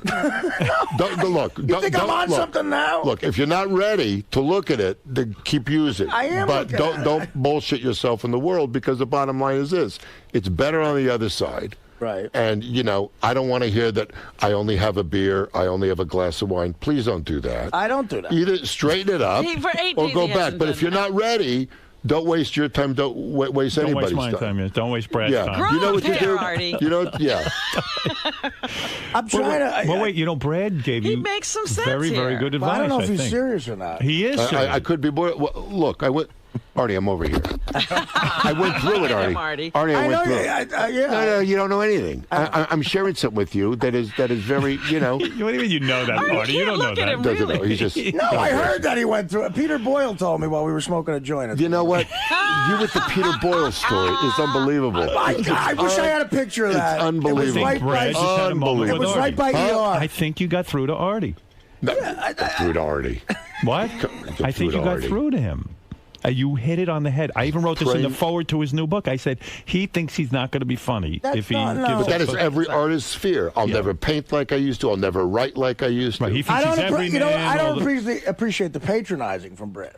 Patronizing. How would you know I'm a good comedian? You never saw me do stand-up. Okay, first of all, I saw you on the bill with Dice when you were in, what was it, Newport? So he did see you. You did? You were at that? No. Yeah, I did. I just didn't go backstage and fawn over you. I saw you. You got a lot of talent. You're funny on the show. I don't have to tell you. I wish you Godspeed. I wish you were the at best. the show. I was sitting in the back and I caught it. What? There you go. You what were? Yeah. Yeah, I was. Yeah, I get out a little bit. Not a lot. I wanted to see what, because I hear Artie this, Artie that, and I'm like, please. No, I got it. He's got a very accomplished stand-up, He right? is. You're not just blowing He is a smoke. funny. Why would I blow? Yeah, I'm trying to get in with Artie. Maybe it'll help your career. Yeah, I'm telling you. Take all I could get. So, in other words, Well, that's very nice. you're coming from a spot that is not from comedy. You're coming as a human being and saying to Artie, things will be better when you're sober. Like you cannot believe. And when I started to get sober, people would tell me that I wanted to put them through a wall. Right. Because it's the last thing you want to hear, and you think they don't get it. But I had sober people telling me, and it's and Does he have to be off everything? Should he stop drinking? Absolutely. He has to. You can't any drink. other. It is the personality. It is the personality. Right. You know, I mean, See, he thinks he can go back to drinking. Huh? He thinks he can go I back. didn't Well, say that's that. because I'm he's not asking. ready. It's because he's not ready. Or I'll smoke a joint once in a while, Right. or I'll. It's the personality. It's the you gotta, but you gotta be ready. See, I was ready. You gotta be ready. How do you know ready? when you're ready? Huh? Tell Artie How when do he's you know ready. when Is you're Artie ready? You stop. Artie, you Stop. ready? Well, I just want to the night he saw me, I was funny. I was wasted. Yeah, you were really, really out there, man. You was really, really out there. No, listen, that's unbelievably nice of you to say, and I'm. Well, I'm just look. Main thing is, I just, I think it's awesome what you're doing, and I think you're continuing to work, and you're doing, because a lot of people dig you, and you're doing it in public, and you're doing it. And you're saying you I didn't think have it's to go huge. anywhere? You didn't do any rehab? I went. But he's in therapy. Hold Well, on, I've been in listening therapy since to I was what he 9. said. I've been in therapy my whole life. Are you in So therapy, he was Artie? drinking I am, yeah. Yeah. Yeah, for the past month I've been. No, doing you it. just lied. No, See, he you is. he just lied. What do you mean he lied? No, he doesn't go anymore. What? He doesn't? Ask him. Are you following me? Are you not going or following not, me? Artie? No, of course I go. When was the Yeah, last time you sure. went, Artie? Oh wait, we have the same doctor problem. Is he telling you? What are you about- carpooling with Ronnie now? No. No. Ronnie? Brad, are you saying- I'm going tomorrow. I go I'm Tuesdays. going tomorrow. I go Tuesdays and Thursdays. My dog ate the homework, Howard. Well, why are you saying he's My not going? dog, because he's not. I go Tuesdays and Let me Thursdays. tell you something. You'll drop the alcohol, but you can still have the isms. You know what that means? yes. Racism, You can get I- rid of the stuff, but you still got the shit. I'm still working on my shit. I don't want I You to. still don't think have he's the in isms. therapy? Huh? Why are you saying he's not How in come therapy? you went from every every day to 2 days. I didn't go every day. Listen to the sister. I went every day. Listen to the sister. Give him an old-fashioned back porch reading. Give it to him. Brad still has the racism. Let the her alcoholism. talk. Artie, did you go to therapy last week? Well, he canceled Thursday. He canceled. The shrink cancels. He it. did. The shrink's done. Because it's not done. Yeah. I went Tuesday and Thursday. He's going to lose his license. Artie, you're going this week, right? Why Yes, is Brad I will saying be you're there not going? tomorrow. Why are you saying he's not But going? what happened to Going the tomorrow. everyday? What? The guy said I don't have to go in every day. Wait, why are you saying he's going tomorrow? What does that mean? Because he's going to avoid it, man. He's gonna avoid What? it. How did he? What? First of all, he's right. He went from I'm going to I'm not going to I'm going tomorrow. Don't you listen? You got headphones. You're unbelievable. All you're thinking about, I can't wait to put this on Beth when she's in the. Just let it alone. You want to know something? What are you going to do when you're tired of the trim? When you're tired of sleeping with her, what are you going to do? We'll get a divorce. Yeah. We'll get a divorce. I'm tired of the trim. Here's 80%. Here's 80% of my If money. we're not having sex, what's the point of being married? If you're having sex, why get married? Because we're enjoying each other. You're right. So why throw a wrench in it? We're not. Why does it have to? Listen, if it throws a wrench, Beth and I have looked at each other. If marriage sucks, we're getting out. We're getting out. There is not a woman in the world that'll make that agreement and mean it. Are you that naive? Yes. Call me naive. It's got to be love, I even man. believe Artie's going into therapy. That's how naive I am. Wow. All right? Wow. All right? Call me naive. You've gotten soft, baby. Call me soft. I don't care. I love it, man. Well, Brad, you are a delight. You think I'm fucked up? Look at my new assistant. Look at her. Is that your assistant? It's going to be. That's going to be? Yeah. Yeah, that'll put you right back on the smack. Yeah, you get yourself a Puerto Rican broad like that, she's going to take a knife to your throat, and you're going to take out the spoon, and you're going to go, I don't care. You think I'm kidding? Brad, look at her. You don't hire an assistant that has an 8x10 glossy, you schmuck. Well, what do you? That's not an assistant. He keeps a hooker who can get a ride 3 days a week into the city. What's wrong with you, Artie? Listen to me. You're going to stop or you're going to start? Brad. Here's a good idea. Get an assistant you don't want to bang. How does that sound? How does that sound? That ain't going to happen. It's not going to happen. Listen to me. My first one was. You've spoken a lot of truth. All right, well, and I you've poured also, the tea, man. You've also said some things that I are poured the tea. outrageous. I'm sorry. And that really should never have been spoken. You're right. If you had any class. But look, you don't, and that's it. Look, I know I Brad don't. Garrett, you are a superstar. And you are on till death.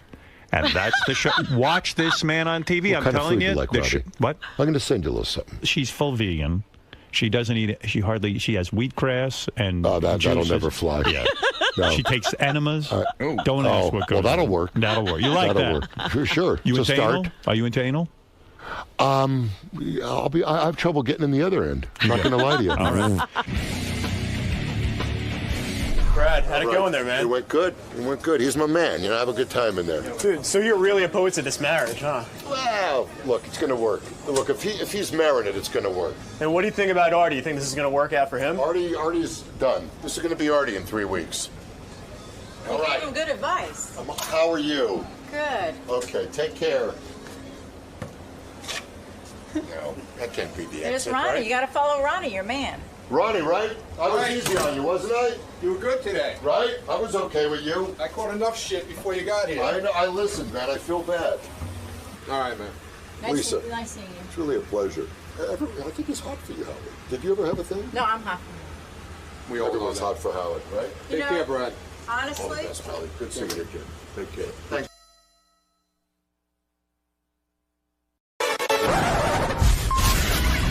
This is a Howard TV original production. On this episode, Gary Dell'Abate receives a Lifetime Achievement Award that makes the Stern Show proud. Give it up, ladies and gentlemen, Gary Dell'Abate. And Lisa G releases her book, Sex, Lies, and Cookies. thanks so much. What's your problem? Testing 1, 2. Baba Booey. Yeah. Oh yeah.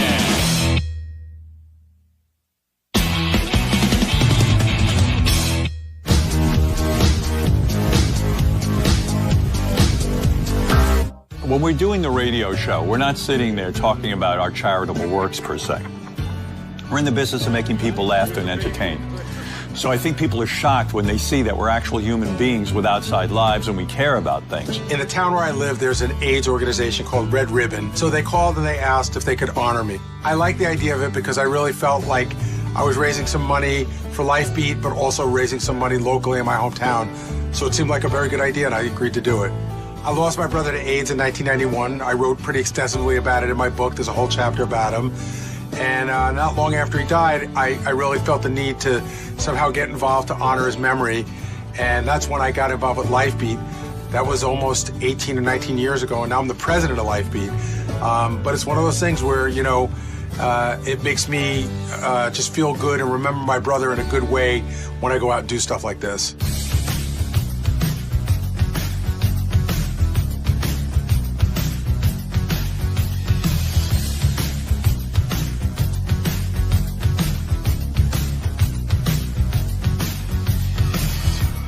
There's a huge misconception that AIDS is either cured or contained, and that's just not the case. This was a big event. This was a big, big event. All my friends were there. A lot of family was there. My son came home from upstate New York from college. So why are you proud of your dad? I'm excited. I mean, he works really hard for what he does. It means a lot to him, and it's all paying off tonight. Obviously, he's being honored, so it should be a good time. And then all of our friends, some from Connecticut, some from a bunch of my friends from Long Island that I grew up with, some from New York City, and of course I had my work crew. And I was really happy that there was a charity event being held in his honor, because more often people are goofing on him for whatever reason. So I donated to the cause and drove up from Long Island to be there, and I'm really glad that I did. I support Gary with anything. I mean, he's been so supportive of me and supportive of my career, and, you know, I would go anywhere to show him my support. Gary invited me to this event that he's receiving this award, to be there to support him. And for something that's good, too, for a good cause, is nice. So he deserved it, and I wanted to be there to support him. Here we are, boss. This is my big event, boss. Also, was there to make fun of me. It wouldn't be a night without Sal goofing on me. I'm being honored. This is amazing. This is for the extremely large amounts of calcium and vinyl event. We want to see what's heavier, my teeth or the vinyl. You know, it's kind of like a play on words, because she said, hey, Gary's here for AIDS. And I'm like, why would Gary be here for AIDS? You know, you should be fighting AIDS. You shouldn't be here for AIDS. We're not here to promote AIDS, you know. And I just visioned Gary go, I'm here for AIDS, boy. That's what I do. The senator from Connecticut showed up. Gary is really one of those people who gives of himself, who contributes so enormously from his heart. When it's happening, it's so overwhelming that it's hard to really absorb it. A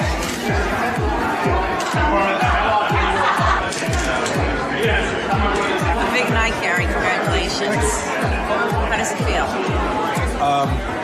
It's overwhelming because this, you know, it's just starting, but all my family's here. Have you met my brother yet? You should definitely talk to him. My brother's here from Texas. So how does it feel being here? Your brother's being honored? Oh, I'm very proud. Very proud. Does it bring up a lot of emotions? Yes, it does. In what way? Well, my brother Stephen, who passed away from AIDS. I'm very proud of the fact that he's been doing this. How proud are you of your husband? I'm really proud of Gary. Yeah. You know, he works hard, and this organization means a lot to him. Lifebeat. My wife and I just moved out. You know, primarily, and then pairing up with Red Ribbon tonight was just a natural, pairing. Here's Mark in the band. I knew I should have worn a tie. They hired Mark McGrath and Sugar Ray to perform. Good to see you again, of course. Thank you so much for doing this. Oh, it's our pleasure. Jackson, pleasure to meet you. Pleasure to meet you. Lucas, how you doing?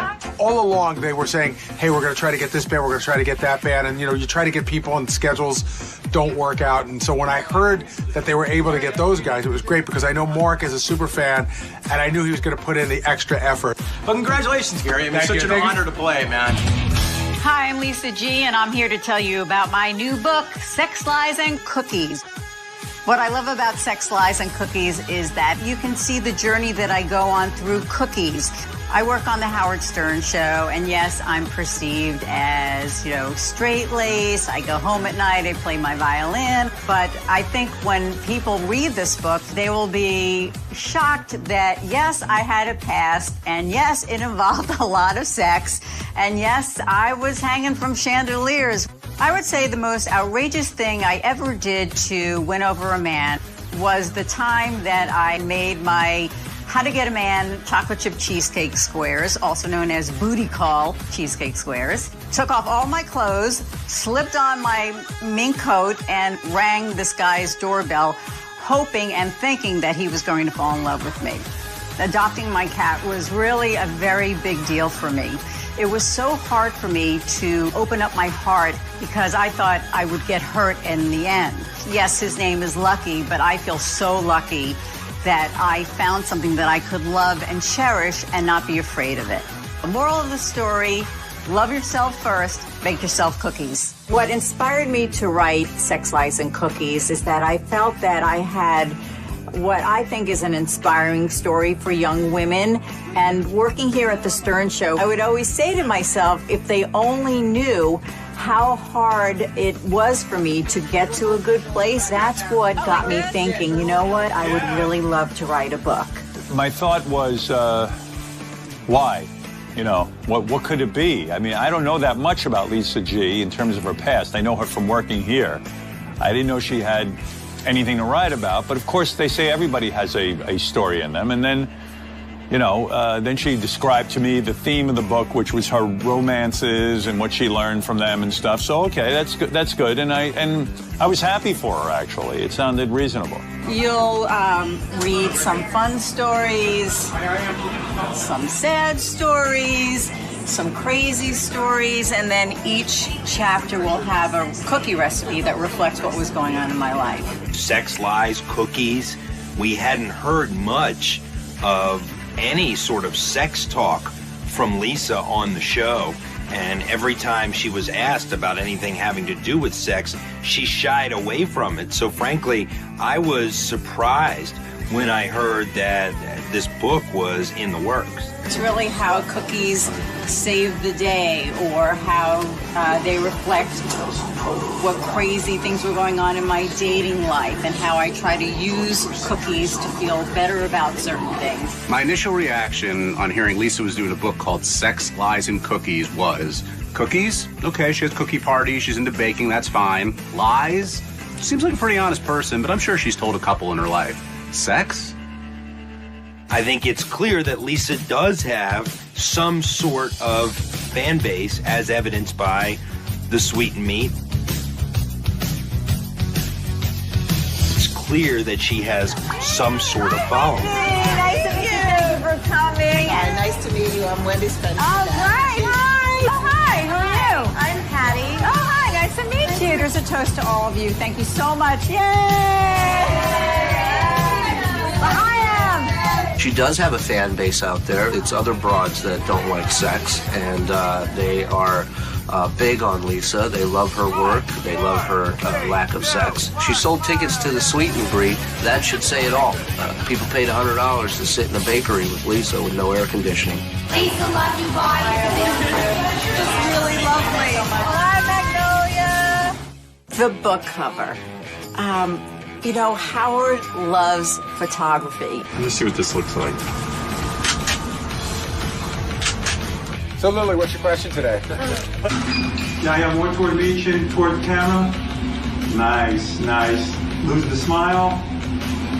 Love it. And the particular kind of photography I like is sort of fashion photography and sort of this highly stylized photography. And the guy who teaches it said to me, you can't always photograph your wife. And you got to find some other subjects. I was thinking that he would think it would be a great honor to take a photograph for a book. So it wasn't the fact that he was Howard Stern. It was Howard who loves photography. I told Lisa I'm going to shoot the cover to her book. She asked me to do it. I said I would do it. Is that right? Yeah, why not?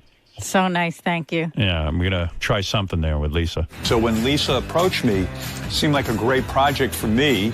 And I thought, you know what, why not do something nice for Lisa? I have a whole concept in mind.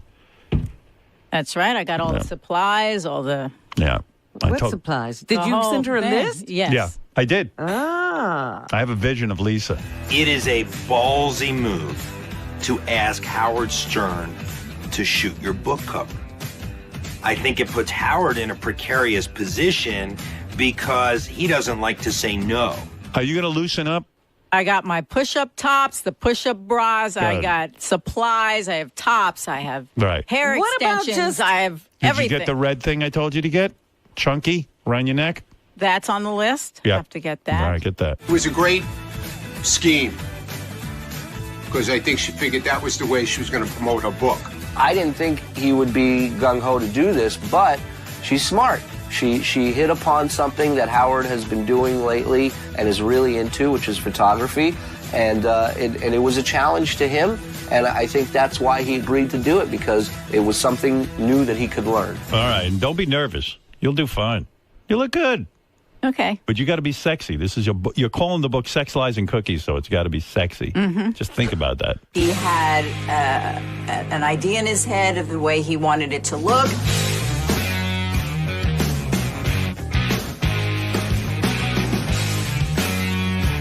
It was a great photo shoot. It really was. And I just wanted to make a very glamorous kind of flat lighting look that I thought would look attractive for Lisa. I photographed Lisa on Thursday for her book cover. Lisa looked good. She had a whole bunch of outfits.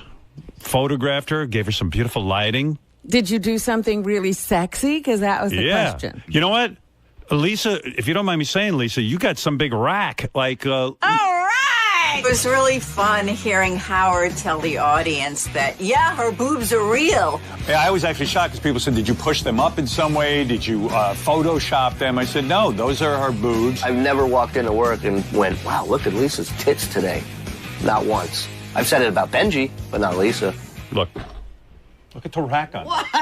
Get the fuck out of here. I thought, I can't wait for Lisa to see who this woman is on the front of her book, because that's not the woman I work with every day. Maybe I had false eyelashes on, a couple of hair extensions, but the boobs are real. She was a trooper. She sat there. She stuck the titties out. She could put on great makeup, lipstick, all that stuff. She did whatever I told her to do, and she got a good result. Well, I was happy. You know, the more I go into photography, the more I start planning conceptually what I want to do now, and maybe I would have even come up with some other concepts. But it was pretty straightforward for her thing. Everything Howard does, he does 150%. And this book cover was no exception. So whether in his heart he really wanted to do it or not, he did it and he knocked it out of the park. He did an amazing job. I am so proud of the cover for Sex, Lies, and Cookies, and I think he is too. The way that I played out was there was a cocktail hour, and then there was some people there for that. Then we sat down to eat. Ladies and gentlemen, we are ready for dinner. Please come to the orchestra and find your seats. When I first agreed to do this, they said, you know, we're going to do a video about you. And I've been to a lot of charity events where they do a video on the person, and they can be very long and very boring. The video was amazing. Well, his involvement with the fight against AIDS comes from a very personal place, which is rooted firmly in his love of family. So let's take a look. I think it's people who listen to the show on a very peripheral basis or don't listen to the show. Those are the people, the worst people to deal with. Oh, the Howard Stern Show, they must all be evil, horrible people. He's sort of the more reasonable family guy on the show. I think that if you really listen, that you'll find that about him. We feel we're very blessed with what we have, that, if we are, we should, we have the ability to give back, and we should. I had this big Christmas party at my house. I must have been up till about 4 in the morning. And the next morning, my phone rang. It was like 9 in the morning. And my brother Anthony called. He said, listen, I have to tell you something. And I said, what? He said, Stephen has AIDS. And I was like, I felt like I got hit over the head with a 2x4, because it was just, even though you can sort of set yourself up to anticipate it's coming, when it actually comes, you can never be ready for it. On the day in 1991 when you got the voicemail from your dad that said Gary Stephen passed away, was it relief? It was relief. It was relief, because at that point, I knew he wasn't going to recover. I knew that he was suffering. This is so dear to his heart. He loved his brother more than anything. And this is just part of, him being giving and honoring his memory. Whenever I go out, I'm like, Steven, what should I say today? And yeah, when I do it, it's a way for me not to forget him. You think he's proud of you? Oh, I know he is. I know he would be proud of me. We had a great relationship, and he was very charitable too. And I think if everything were flipped around, he'd be doing the same thing.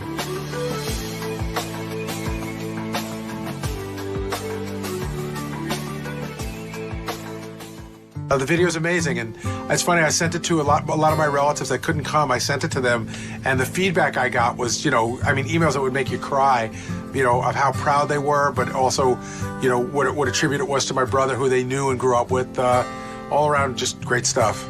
It is with great pleasure I present you, Gary Dell'Abate, with the Lifetime Achievement Award, Jonathan Scare Lifetime Achievement Award. Gary. I couldn't really relax until I gave my speech, which was a lot later than I thought it was going to be. I didn't even have a drink till I gave my speech, which was at about 10 o'clock at night.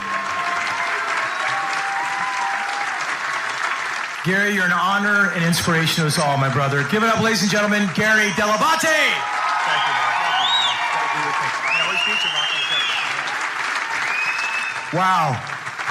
I'm always nervous giving a speech in front of any large group of people, especially when it's so many people I know and love. It's an overwhelming outpouring of support from friends and family. It's I feel like I'm at my bar mitzvah, but I'm not Jewish, so it's like my confirm mitzvah. It was nice to see Gary up there talking sincerely about, what he did and why he believes in this cause, and not having anyone there yelling Baba Booey during it or goofing on him. And he got his point across in a very sweet way. And I was glad I was there live to celebrate the moment with my good friend. We do some incredible work. We go on tour with some of the biggest names in music, like Madonna, U2, and Coldplay. We set up tables while we're on tour with them where we can do outreach programs. We distribute condoms. We distribute educational materials. And this is really important that we reach the younger people, because you've heard it a couple of times before, but infections are on the rise. I wasn't even aware of all the work you put into it. The only Gary I know is the guy who eats cookies and falls asleep all day. So when he went through the whole list of things that he did to make this thing such a great event, was quite surprising. Life constantly throws you curveballs, and you have to figure out how to handle them. While at times my motives may seem altruistic, they're also selfishly cathartic. If you had a tragedy in your life, or you come upon a hurdle in your life and you work to correct it, it makes you feel really good. I highly recommend it. The video was easy to watch because I'd watched it a bunch of times and shown it to some people. The harder part for me was the speech. I had written a part in the speech, and when I'd read it a couple of times, I got like a little choked up, and I was just afraid. I know listen, if you're going to get choked up and you're trying to raise money, that would be the place. I have to thank my wife, Mary, and my kids, Jackson and Lucas. And they've been so supportive. And Jackson and Lucas, I don't want to get your heads big, but so many people have come up to me tonight and told me what great kids you are, what a great job Mom and I have done. And Jackson came home from college tonight. In fact, he's at Syracuse. The game's on the TV outside right now, yet he chose to be here with Dad. Thank you very much. They never met my brother, but they listen to my stories and they ask me questions about him, and it's almost as if they had met him. So doing the work I do is a way to honor him. Every time I raise $1, every time I give a speech, every time I go to an event like this, it reminds me of him. It's my way to remember him, and I want to thank all of you for helping me to keep his memory alive. Thank you. 1 second, Gary, 1 second before you leave the stage. There's one more person who wanted to offer their congratulations for all the great work that you do for Lifebeat and have been doing over the years, and she's right here. Hey, Baba Booey. A little bit of a surprise to me when I was presented with my award. I got a video message from Cyndi Lauper, who I love. I wish I could be there to present this award to you in person. You deserve it. For all your work with HIV, AIDS, and Lifebeat, bless you. And I'm sure your brother's looking down right now, smiling and saying thanks. And thank you. Thank you for all your hard work. This is a much-deserved award. And you're a really good guy. Love ya. Love you, Baba Booey. Well, she really went out of her way that night. That was backstage. I think she shot that backstage one of the first or second nights for Kinky Boots, which just a few weeks ago won the Tony. So just amazing. Congratulations, that's a great speech. Thank you, thank you. I was nervous all night. I mean, I have so many friends here tonight. It really is like a wedding or a bar mitzvah, but the support is amazing. And it just keeps pouring in and pouring in, so I couldn't be happier. And I was so glad to have my wife and kids here for it, and my brother and everybody. When you're with someone like Gary Dell'Abate and you see how hard he works above and beyond a job title when it comes to charity and raising money and giving back, you realize like he is really getting his hands dirty. I am so touched and I'm so honored to know a person like that and to work with a person like that every day. So now you can enjoy the rest of the evening. My scotch is on the way. Okay, congratulations. Well done. Thank you very much. I'm proud to know you. Thank you, Lisa. Thank you. Thank you very much. He's doing something in the memory of his brother that is forceful and dynamic. I admire him. I admire what Gary does. All right, so let's talk about the Ronnie-Lisa kiss. Here's what happened. Lisa G pitched this bit. She came in and said, well, we're going to get a certain amount of tweets. And then when we get a certain amount of tweets, I'm going to make out with Ronnie. Ronnie for years has been wanting to kiss Lisa. And Lisa, you know, I don't think she was up for it. But as we got closer to the release of the book, I think that definitely lubed things up for her, if you will. It was her idea. Nobody else's idea. It wasn't my idea. I knew nothing about it. It's all about her book. I know it is. It's a promotion thing. You think she's going to get super excited when she makes out with you? I don't think it'll ever happen. How's that? Why? Now it sounds like it won't. I don't think it'll ever happen. Well, it sounds so complicated. It's very simple. This is my Stern Show tweet. Ronnie kiss Lisa. We count the number of retweets. When it hits X number, we do. We send out a tweet from Stern Show. It says Ronnie kiss Lisa. Okay. Right. You tell the fans retweet this. Right. Okay. We count the retweets. We get 2,500, 5,000, whatever the number is. And when that number hits, we say it's done, and these two have to kiss. Jason will tweet it from Stern Show, and we'll see if the fans want it to happen, it's going to happen. I'm almost positive in my mind that, you know, the PR people at the book company had something to do with, you know, saying to her, listen, Lisa, you got to get your name out. It's out. Okay, it is out. President Obama. 300 retweets already. 350. 350. 350 retweets. Already? 400. Told you. What'd I tell you, Howard? You got to get to 5,000. What did I tell you? 1,200. Go. 1,300. 1,500. Oh, wait, they're going to be making out in about 5. Go ahead. 1,700. 2,000. Sweating. Oh, my God. Oh, Lisa's already taking He's already taking over clothes, Ronnie. You're happy you're there. I put myself in, too. 3,500. 3,500. 3,500. You're only 1,500 away. It was very thrilling. It was like, oh my God, they're counting down. This is going to happen. It was my idea. It's so exciting. We have Twitter. We have Howard. We have social media. It's all coming together. 4,900. 4,900. Showtime. 4,930. 100 away. Now we got 5,000. I think the book had everything to do with Lisa agreeing to do it. But look, you can't really shit on her because she still's got to do the stunt. It was an explosion in my brain, really. It was an out-of-body experience, waiting for it to happen. I was actually looking forward to it because I just really wanted to see how she would react. Let's go. All right, do it. Slow push. Go ahead. easy. Ronnie, let's just get it. When did they start? Don't rush it. Don't rush it. Oh, my God. Oh. 5 seconds. 32, 32. Whoa! 8 seconds. I couldn't believe it because Lisa's such a goody two-shoes, and I don't know, I just thought she'd be grossed out by Ronnie. I thought, you know, I just couldn't imagine that would ever happen. And Lisa's not the type that really partakes in any of our nonsense. 7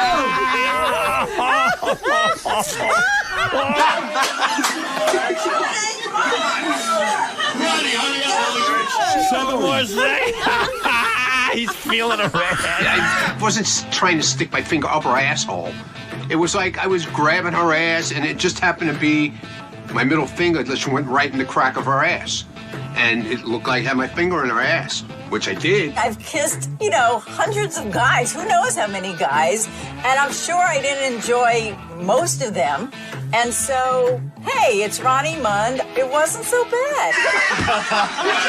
He should have stuck his finger in her ass. He's a disgusting man.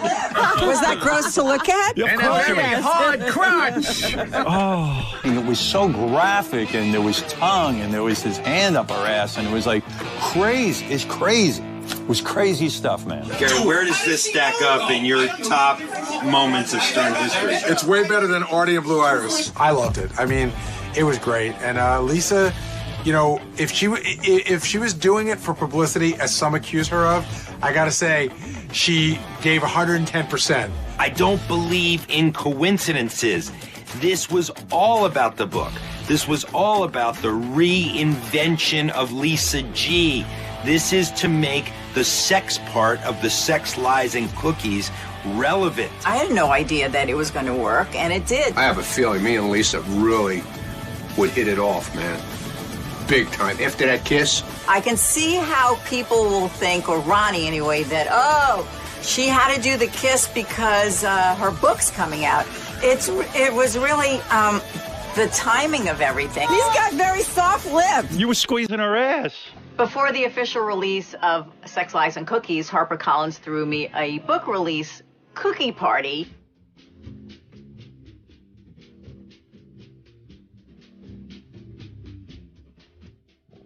It was so great walking in and seeing all these cookies on one big table that were from recipes from my book, and I wasn't slaving away in my kitchen making them. It was great to see family and friends. How are you?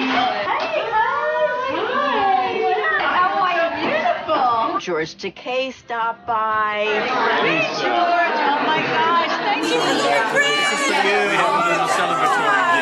And it needs a spritz. It's had a rough afternoon. High Pitch Mike was there. I'm looking for the sex. I'm looking for the lies. I've already found the cookies.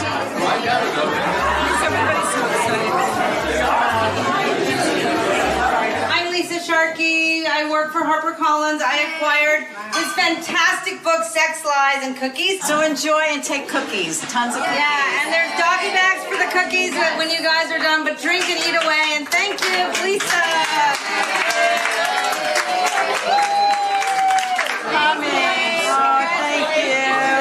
It was a fun night just seeing everyone together, having a good time. And I'm hopeful that good energy will spread out and more people will hear about the book.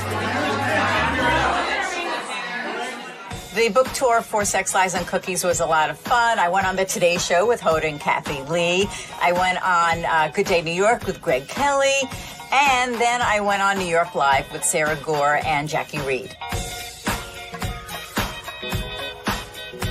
You sound guys, they zip you up and they look at your bra strap. It's like, what a job. Oh!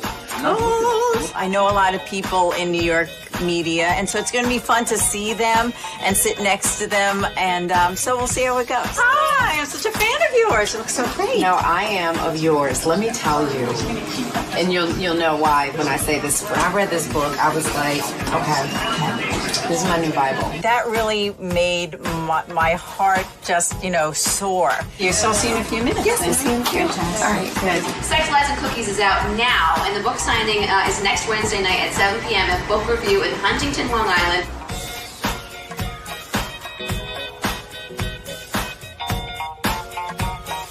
Oh, I love bookstores like this.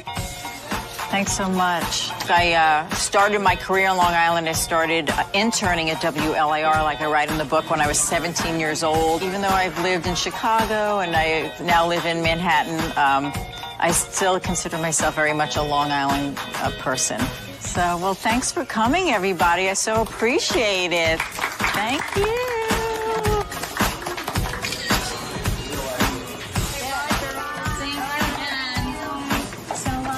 My goals for the media tour is really to get the message of Sex, Lies, and Cookies out to women. My final media TV stop was Better TV. They had this amazing kitchen. It was also a lot of fun just cooking up a couple of cookie recipes. The hardest part is what many of you don't know is going through all the steps. You have 3 minutes to do this and 3 minutes to do that. And you have to, whip up the recipe and put it in the oven, pull it out of the oven. Does this work? I'm trying to ask Christmas. Oh, it's so cold. JD and Andrea are going to do their banter at the top. They'll toss over to you and say, what do you have going on over there? You're under a lot of pressure to make sure you get all the keywords out about your book. All right, everybody, here we go. Stand by. I'm hopeful that it will really resonate with women, and everyone will tell all their friends, and I'm hoping for the best. At the end of the day, I'm very proud of my book. But I do hope that the book is successful. Clearly, there's a market for cookbooks that talk about sex, and Lisa G is the one to do it. I'm hopeful that especially women, when they read this book, they'll see that, yes, you can go through hard times, but there is a lot of good stuff when you get through it. Really is a story about a journey of love, but really more so of how to love yourself. And if you do that first, everything will fall into place. I'll throw you up against the glass, and I'll hump you as hard as I can. You were squeezing her ass. And I'll hump you as hard as I can.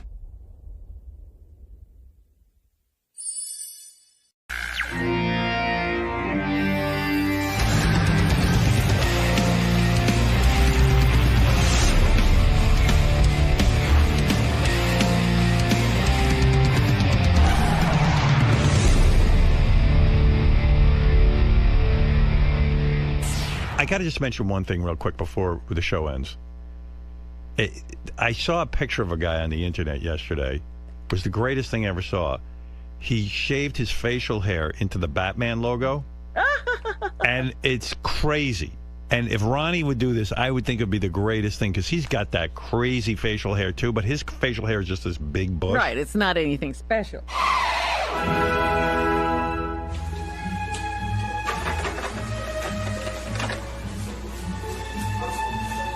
I think it's kind of sexy.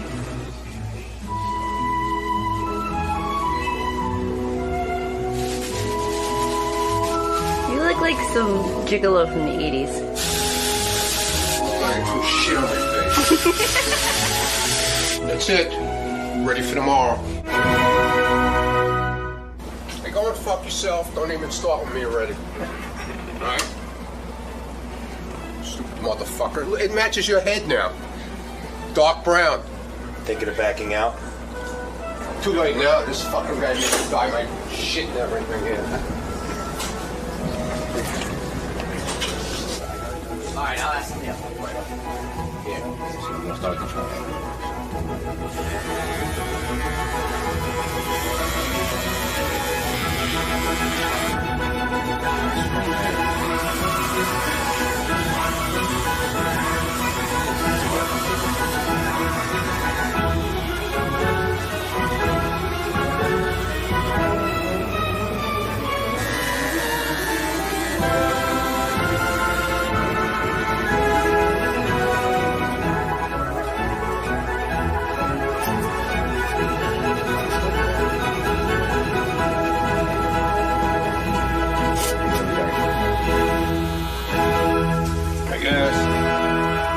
It looks good. Get out of here. Oh, hey, I got to interrupt whatever dumb stuff we're talking about, because something big is happening right now. What's that? Ronnie, the limo driver, has been in with the hair cutting guy, Mike the barber. Uh-oh. And I saw his mustache this morning. He had dyed it dark brown. And Ronnie now has the Batman logo. He should have the Batman logo on his face. They've been working on it right now. Wow. Look how good that looks. Oh, no. Oh, that's funny. You should keep that forever, Ronnie. Ronnie, it's much better than your normal mustache. Holy mackerel. You're a genius, sir. Thank you. You're Mike the Barber, That's right? great. That's Mike the Barber. Mike, talk into that microphone. Thank you. Mike the Barber, tell me about this. First let me look at Ronnie. Yeah, let's take that in. Shit I do for you, man. Look at that. That is funny. Have you ever done a Batman logo before? I've done a few Batman logos, but never on the mustache. Mostly on the back of the head? Yeah. And mostly African-American people get stuff shaved in their head, right? No. I get all kinds. Yeah, because white people don't have the good hair for shaving stuff into the back of their head. But white people have been doing it lately. Have they? Yeah. Yeah? Getting a lot of white customers down there? Yeah, cool. Yeah. Look at that. And how long will his mustache stay like that? Probably like a week or so, right? Yeah, about a week.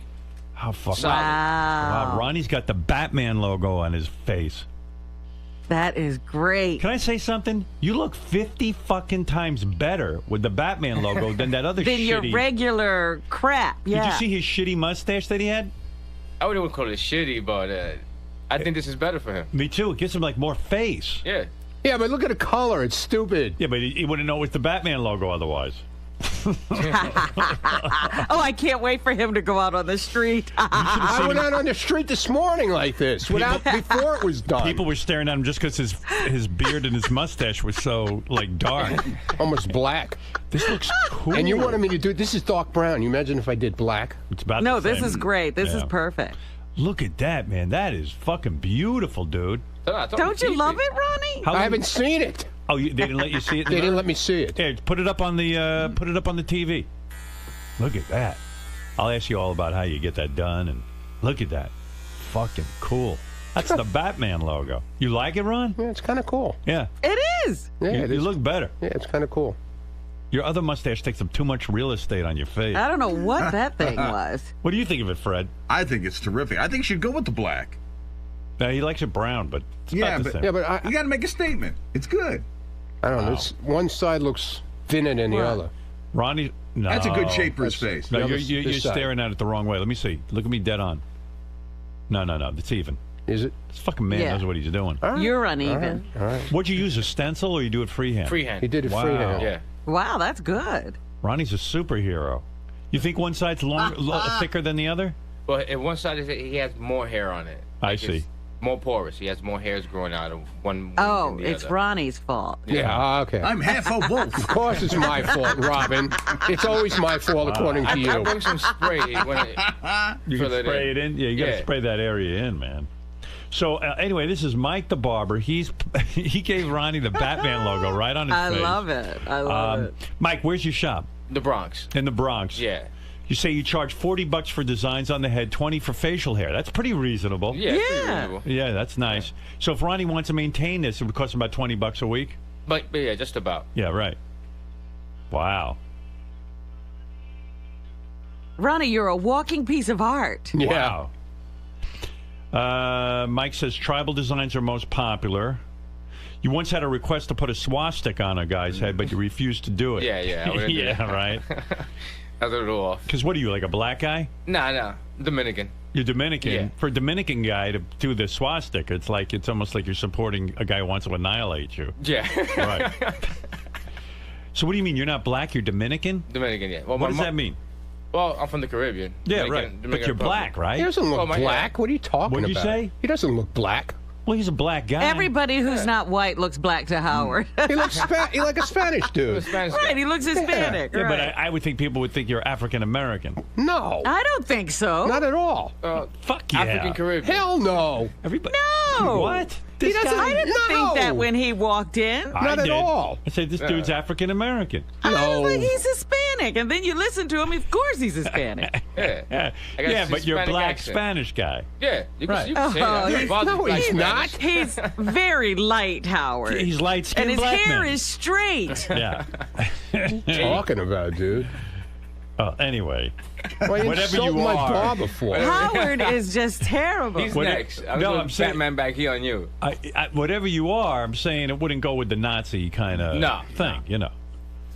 What does go with the Nazi kind of thing? Who do you ask for that? You got to get like a super white, like Swedish dude to carve that in your head. Let's see. Mike once spent 3.5 hours working on one graffiti design for a person's head. What the hell did they have on their head? Well, he wanted his name. He was a little kid from Long Island, so he wanted his name. He wanted a tank. What's a tank? Yeah, he was like an army tank? Yeah, like a military tank. Good Lord. Yeah. Where does he work? He doesn't work. He was 10 years old. Isn't that weird? Because his parents work. Isn't that going to grow back in a week? For 3.5 hours to sit there, you know? It's what he wanted. It was his birthday. Right. Wow. These parents are too indulgent. They are. The most requested thing to have carved in your head and your hair is, Robin, take a guess. The most what? The most requested to have carved in your head is the Nike swoosh. Lightning bolt? New York Yankees logo. Oh, my goodness. Yeah. Of course we're in New York. He works right near Yankee Stadium, right? Right, he's in the Bronx, right. Yeah. Mike's 35 years old. He's dating. But Who you are you look dating? young for your age. Dating my girlfriend, Nancy. Oh, Nancy? Yeah. She a Hollywood actress or something that we might know? No. Could you carve the first chapter of my book, Private Parts, into my head? I would like that. The whole first chapter? Yeah, people just want to just read it. Just read the back of your head. Yeah. And what about Nancy? Is she black or Dominican? Not Romanian. Romanian? Yeah. Oh, good. See, Howard, what difference does it make? I don't know, but hey, beautiful. You got to keep the thing going about racial tags. Mike the barber, you are one talented dude. Look at that thing, man. Freehand, he did that. The Batman logo. Now my security guard is he's like Batman. He's He's putting out the Batman signal. Yeah, he's a superhero.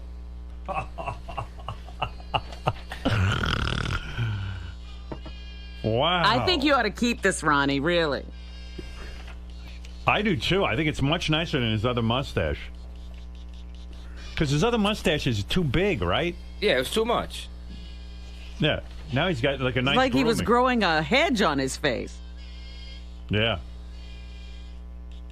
And Ronnie's really embracing this whole Batman thing. This morning, he picked me up in the Batmobile. Yeah. That would be cool if you now started driving a Batmobile. Yeah. I was going to be really mean, and I was going to, when we told Ronnie we were going to do the Batman logo, I was just going to have you like shave a cock and balls right into his face. And then when he looked at it, he'd be cock and balls. A cock going into his mouth. He had enough hair for cock and balls and pubes. Yeah, because you put the balls right here. Nice. Can you imagine? He looks in the mirror and he's like a cock and balls. I didn't have the heart to do that to him, though. No, you wait for the tattoo when you do it. Yeah.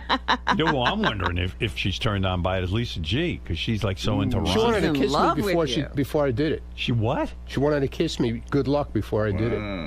Wow, she's just thinking. She's in love with you now. She wanted to just start like kissing you again. She wanted to give me a good luck kiss.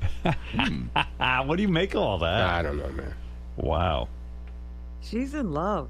In love. Do you know over the weekend she went out and bought a Yosemite Sam blow-up doll? No. To pretend that she's with Ronnie? I say. Wow. Yeah, Lisa G spent the weekend pulling mustache hairs out of her throat. And she had like, she couldn't get the smell of Mambo off her for like 2 days. That's good. Yeah. She's so into Ronnie. It's a good thing. She's already writing her next book, Sex Lies and Ronnie's Cock. Yeah,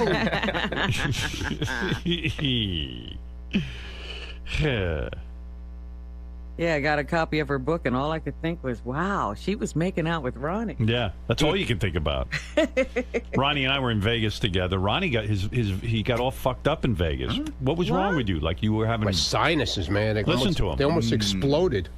Yeah, it's so dry in Vegas. It was 106 degrees. You put your foot down, like by the pool. And it was like burnt hamburger. Horrible. Like you couldn't put your foot down on the pavement. You couldn't have bare feet. You couldn't breathe. And when we left, it was 111 degrees. Yes. Wow. Crazy. It's crazy, and it's so hot. Like, my wife and I got to go to dinner the first night, and we were going to sit outside because I love the heat. Yeah, you lasted about 30 seconds 30 outside. seconds. I couldn't breathe. You don't love the heat that much. Not that much. It was horrible. Oh, my God. And then it dawned on me, we're in a desert. You're not supposed to be in a desert. No man lives in a desert. That's right. You're supposed to stay undercover. Why do you think the Arabs run around like that? There's a lot of men living in that desert. I'll tell you what. I was like, there's no water in the desert. I don't even know how to get water in there.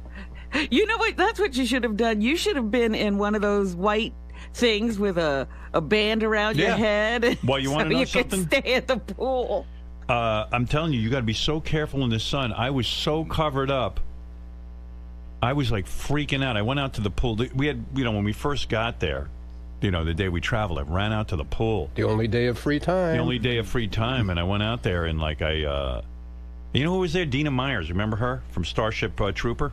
Oh yeah. Yeah, we had her on the show years ago. She was out there in a bikini. It was fun to look at her, and she was with her husband and stuff. And I was there, and I just ran like a bitch right into this little tented area because I didn't want to get any sun on me, man. It's so fucking hot. It's intense, right? Yeah. You get cancer within 5 minutes out there. It was brutal. How do people live in 111 degrees? And Ronnie said he had blood coming out of. Didn't you have blood coming out of your No, nose? Joe was coughing up blood. Oh my God!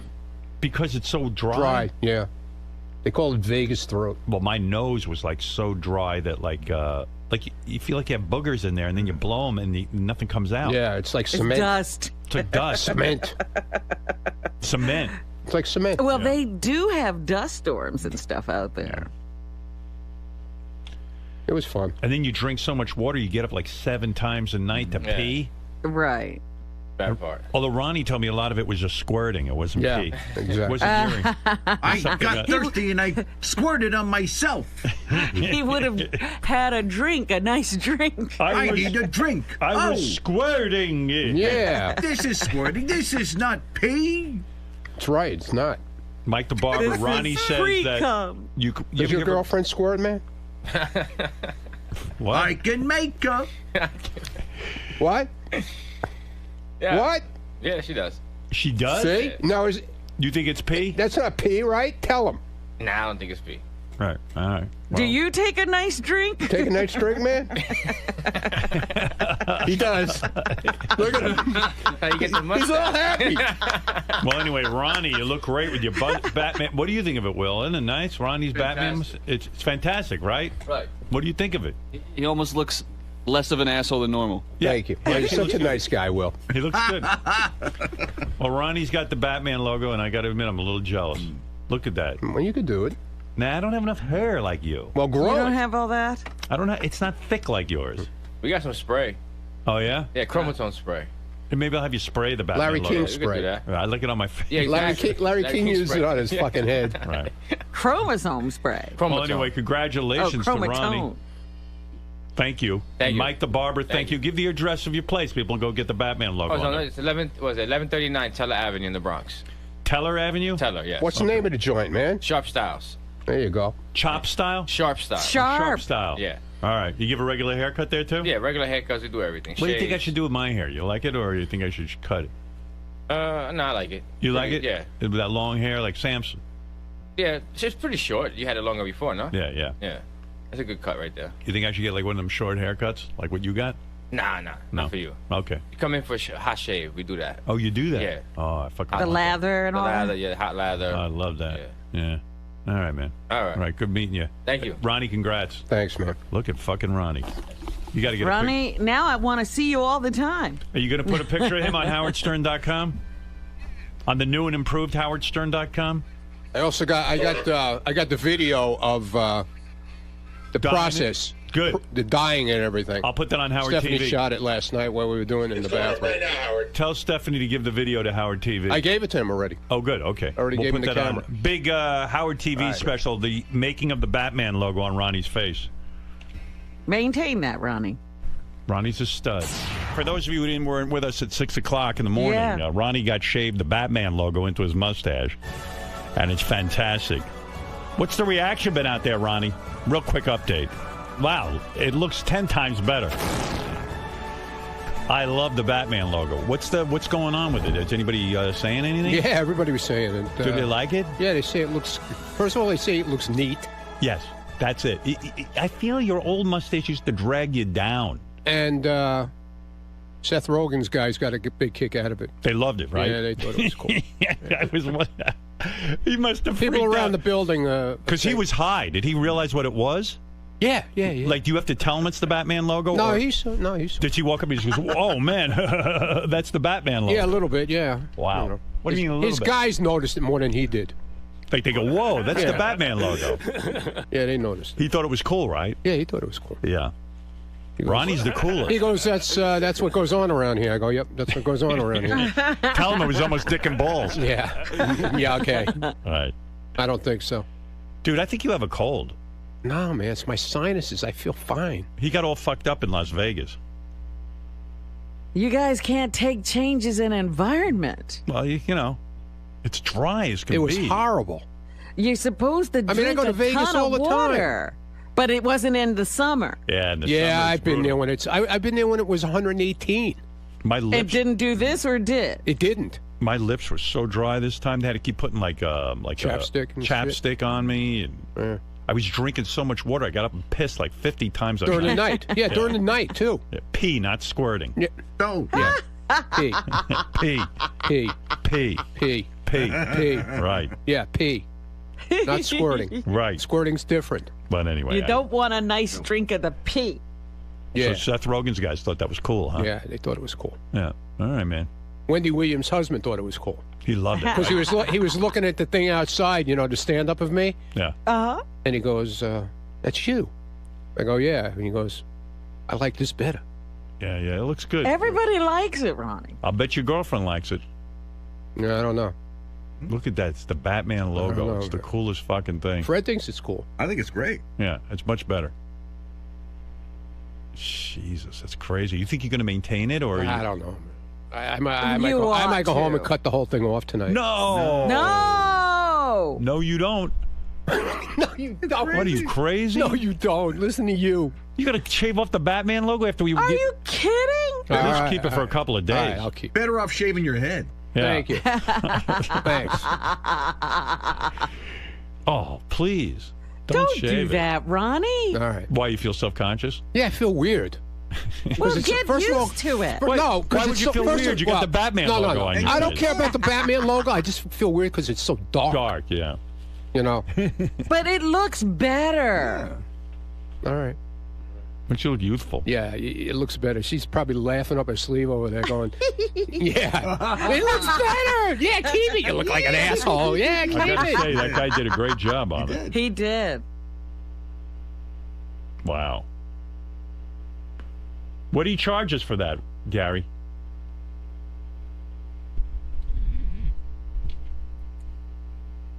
Uh-oh. Nobody's answering. What's like $40? Yeah, he must be busy. Broke the bank. He doesn't want to tell you. Yeah, that's our whole budget for the week. Ronnie's mustache. He's going to go shave it off. Yeah. How much? 40? Yeah, thanks. $40. It's worth every penny. You're not even that into Batman, are you? No, I love Batman. Oh, you do? Okay. Yeah. Be proud, man. Don't be self-conscious. Batman, Superman, and the Lone Ranger's coming out, too. Did you see that? Lone Ranger looks pretty good. Yeah, Hey, the Lone Ranger. Maybe we could shave your eyebrows into that mask he wears.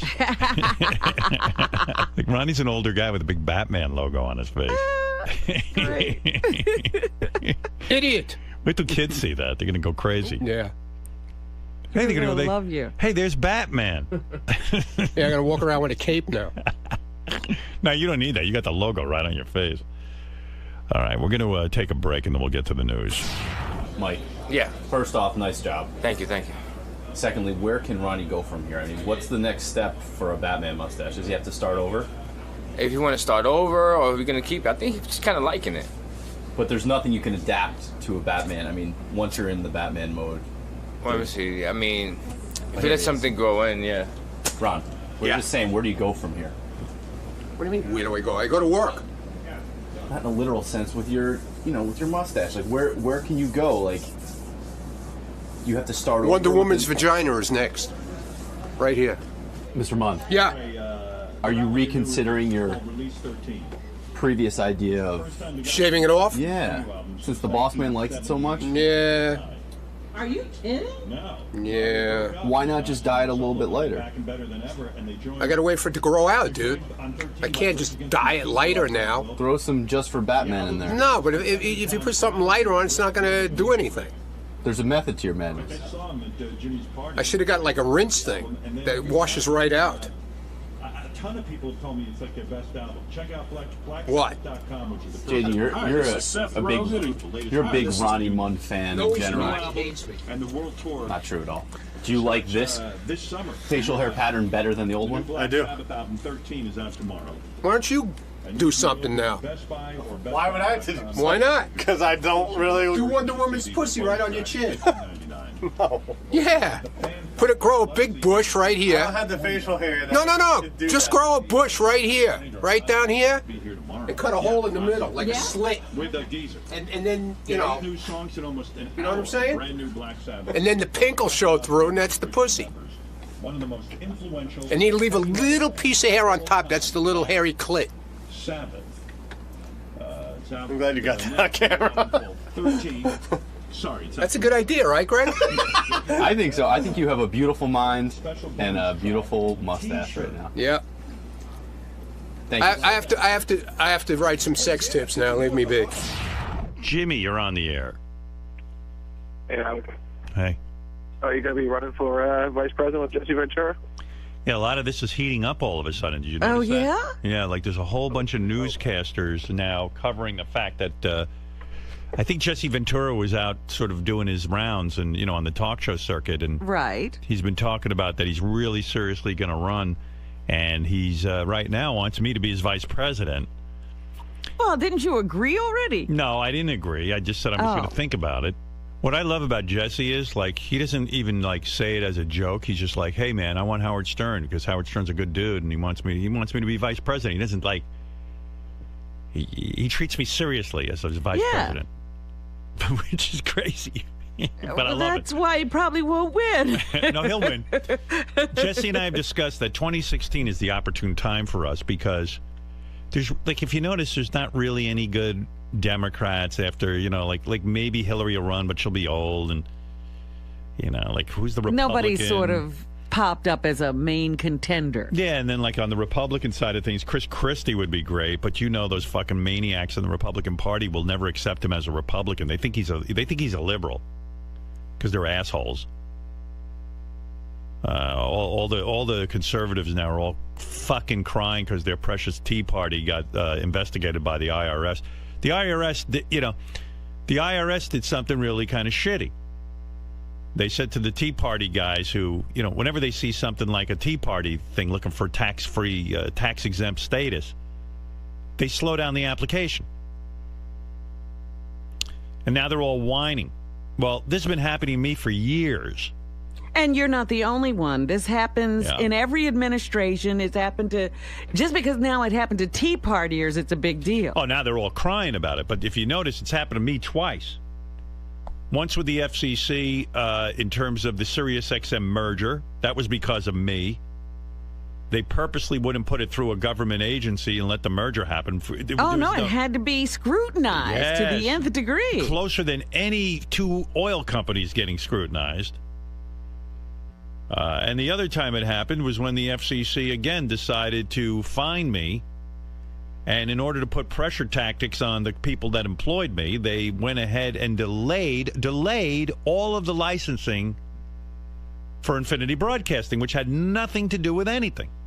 They just fucked them up until they forced them to pay. It's racketeering. I said it at the time. And this is actually what government agencies do when they want to exert power over people. And not one of these fucking crybaby Tea Party conservative motherfuckers came forward when this was happening. They didn't care.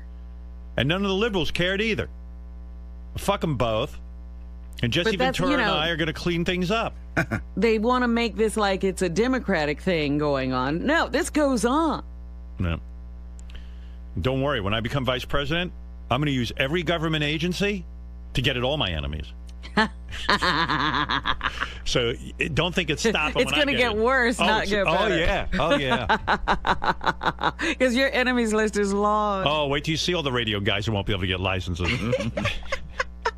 I'm telling you. Anyone who works in terrestrial radio, they're not going to get any water for a month. It's going to delay it all. Yeah, Mike, you're on the air. Hey now, how's it going, man? Hey, I think it's funny, like you said, that Jesse is telling everyone, oh, I have asked Howard Stern, and he's giving it serious consideration. When are you going to let Jesse know that there's no way you're going to let the American people know about your finances or your kids' backgrounds or all that kind of shit? Well, I told him that already. My kids' backgrounds. My kids' backgrounds are. Well, if you run for office, they're going to go. You know how they do. They go through your whole family, basically. Right. So you're not going to expose your kids to that kind of exposure, are you? Well, I'm not. First of all, in full disclosure, my children are actually Asian. They're secretly Asian. But, they've changed citizenship. Yes, that's right. No, but in all seriousness, yeah, I've told Jesse it would be a long shot for me to run, and you know what it is? I can't say no to anything. That sounds like really exciting to run for vice president with Jesse Ventura. So I can't even. It kills me to say no, because how funny would that be? How great would that be? Like we'd have to be, going around the country campaigning. It would. Oh, in the debates. Oh, the debates. The vice presidential debate. Can you imagine the vice presidential debate? Because I got a feeling the two of us could probably get enough, sort of action to get on all the ballots. So, they'd have to include us like they did Ross Perot. I'm pretty sure I could get enough support to get us all on, between me and Jesse Ventura, we could get on a ballot. Yeah, you know what? But I'm thinking you're complaining about the workload of HET. Oh, that's the problem. That campaigning is nightmare. Well, if I have to fly, forget it. I'm not campaigning, and that's... Well, you can campaign on a bus or a train, but you're there all the time. Oh, I won't do that either. I'm just thinking I could campaign on Skype from my house. So little town hall meetings. I don't want to tell him yet, Mike, because I'm having too much fun with it. Gary, Jesse Ventura is obviously taking Howard seriously. Considering a run for president in 2016. If this gets legs, if this continues, how seriously will Howard take it? I don't know. I've been down this road before. He was almost the governor. Right. First of all, Howard should be the president, not the vice president. Howard just plays second fiddle to anyone. It'll probably get far, but, there are, I think it's really hard for Howard to leave this job. It's a pay cut to go be vice president. It's true. But when things got very real in the gubernatorial election, he sort of bowed out gracefully at a certain point. Yeah, that was a pay cut too. But this is the highest office in all of the land. No, it's the second highest office. Well, but he'd be right there. I mean, one heartbeat away. Heartbeat away from being, the head of this country, the head of the world. It would be interesting. I wonder if I could be his media director. Do you think he would actually push it, though, or do you think he would right away decline? Do you think he would use this to his advantage in any way? I think he would use it to his advantage for a little while. What are the odds of Jesse Ventura actually following through in this, in your opinion? Well, listen, we didn't think he'd run for governor, and he ran and he won, so anything can happen.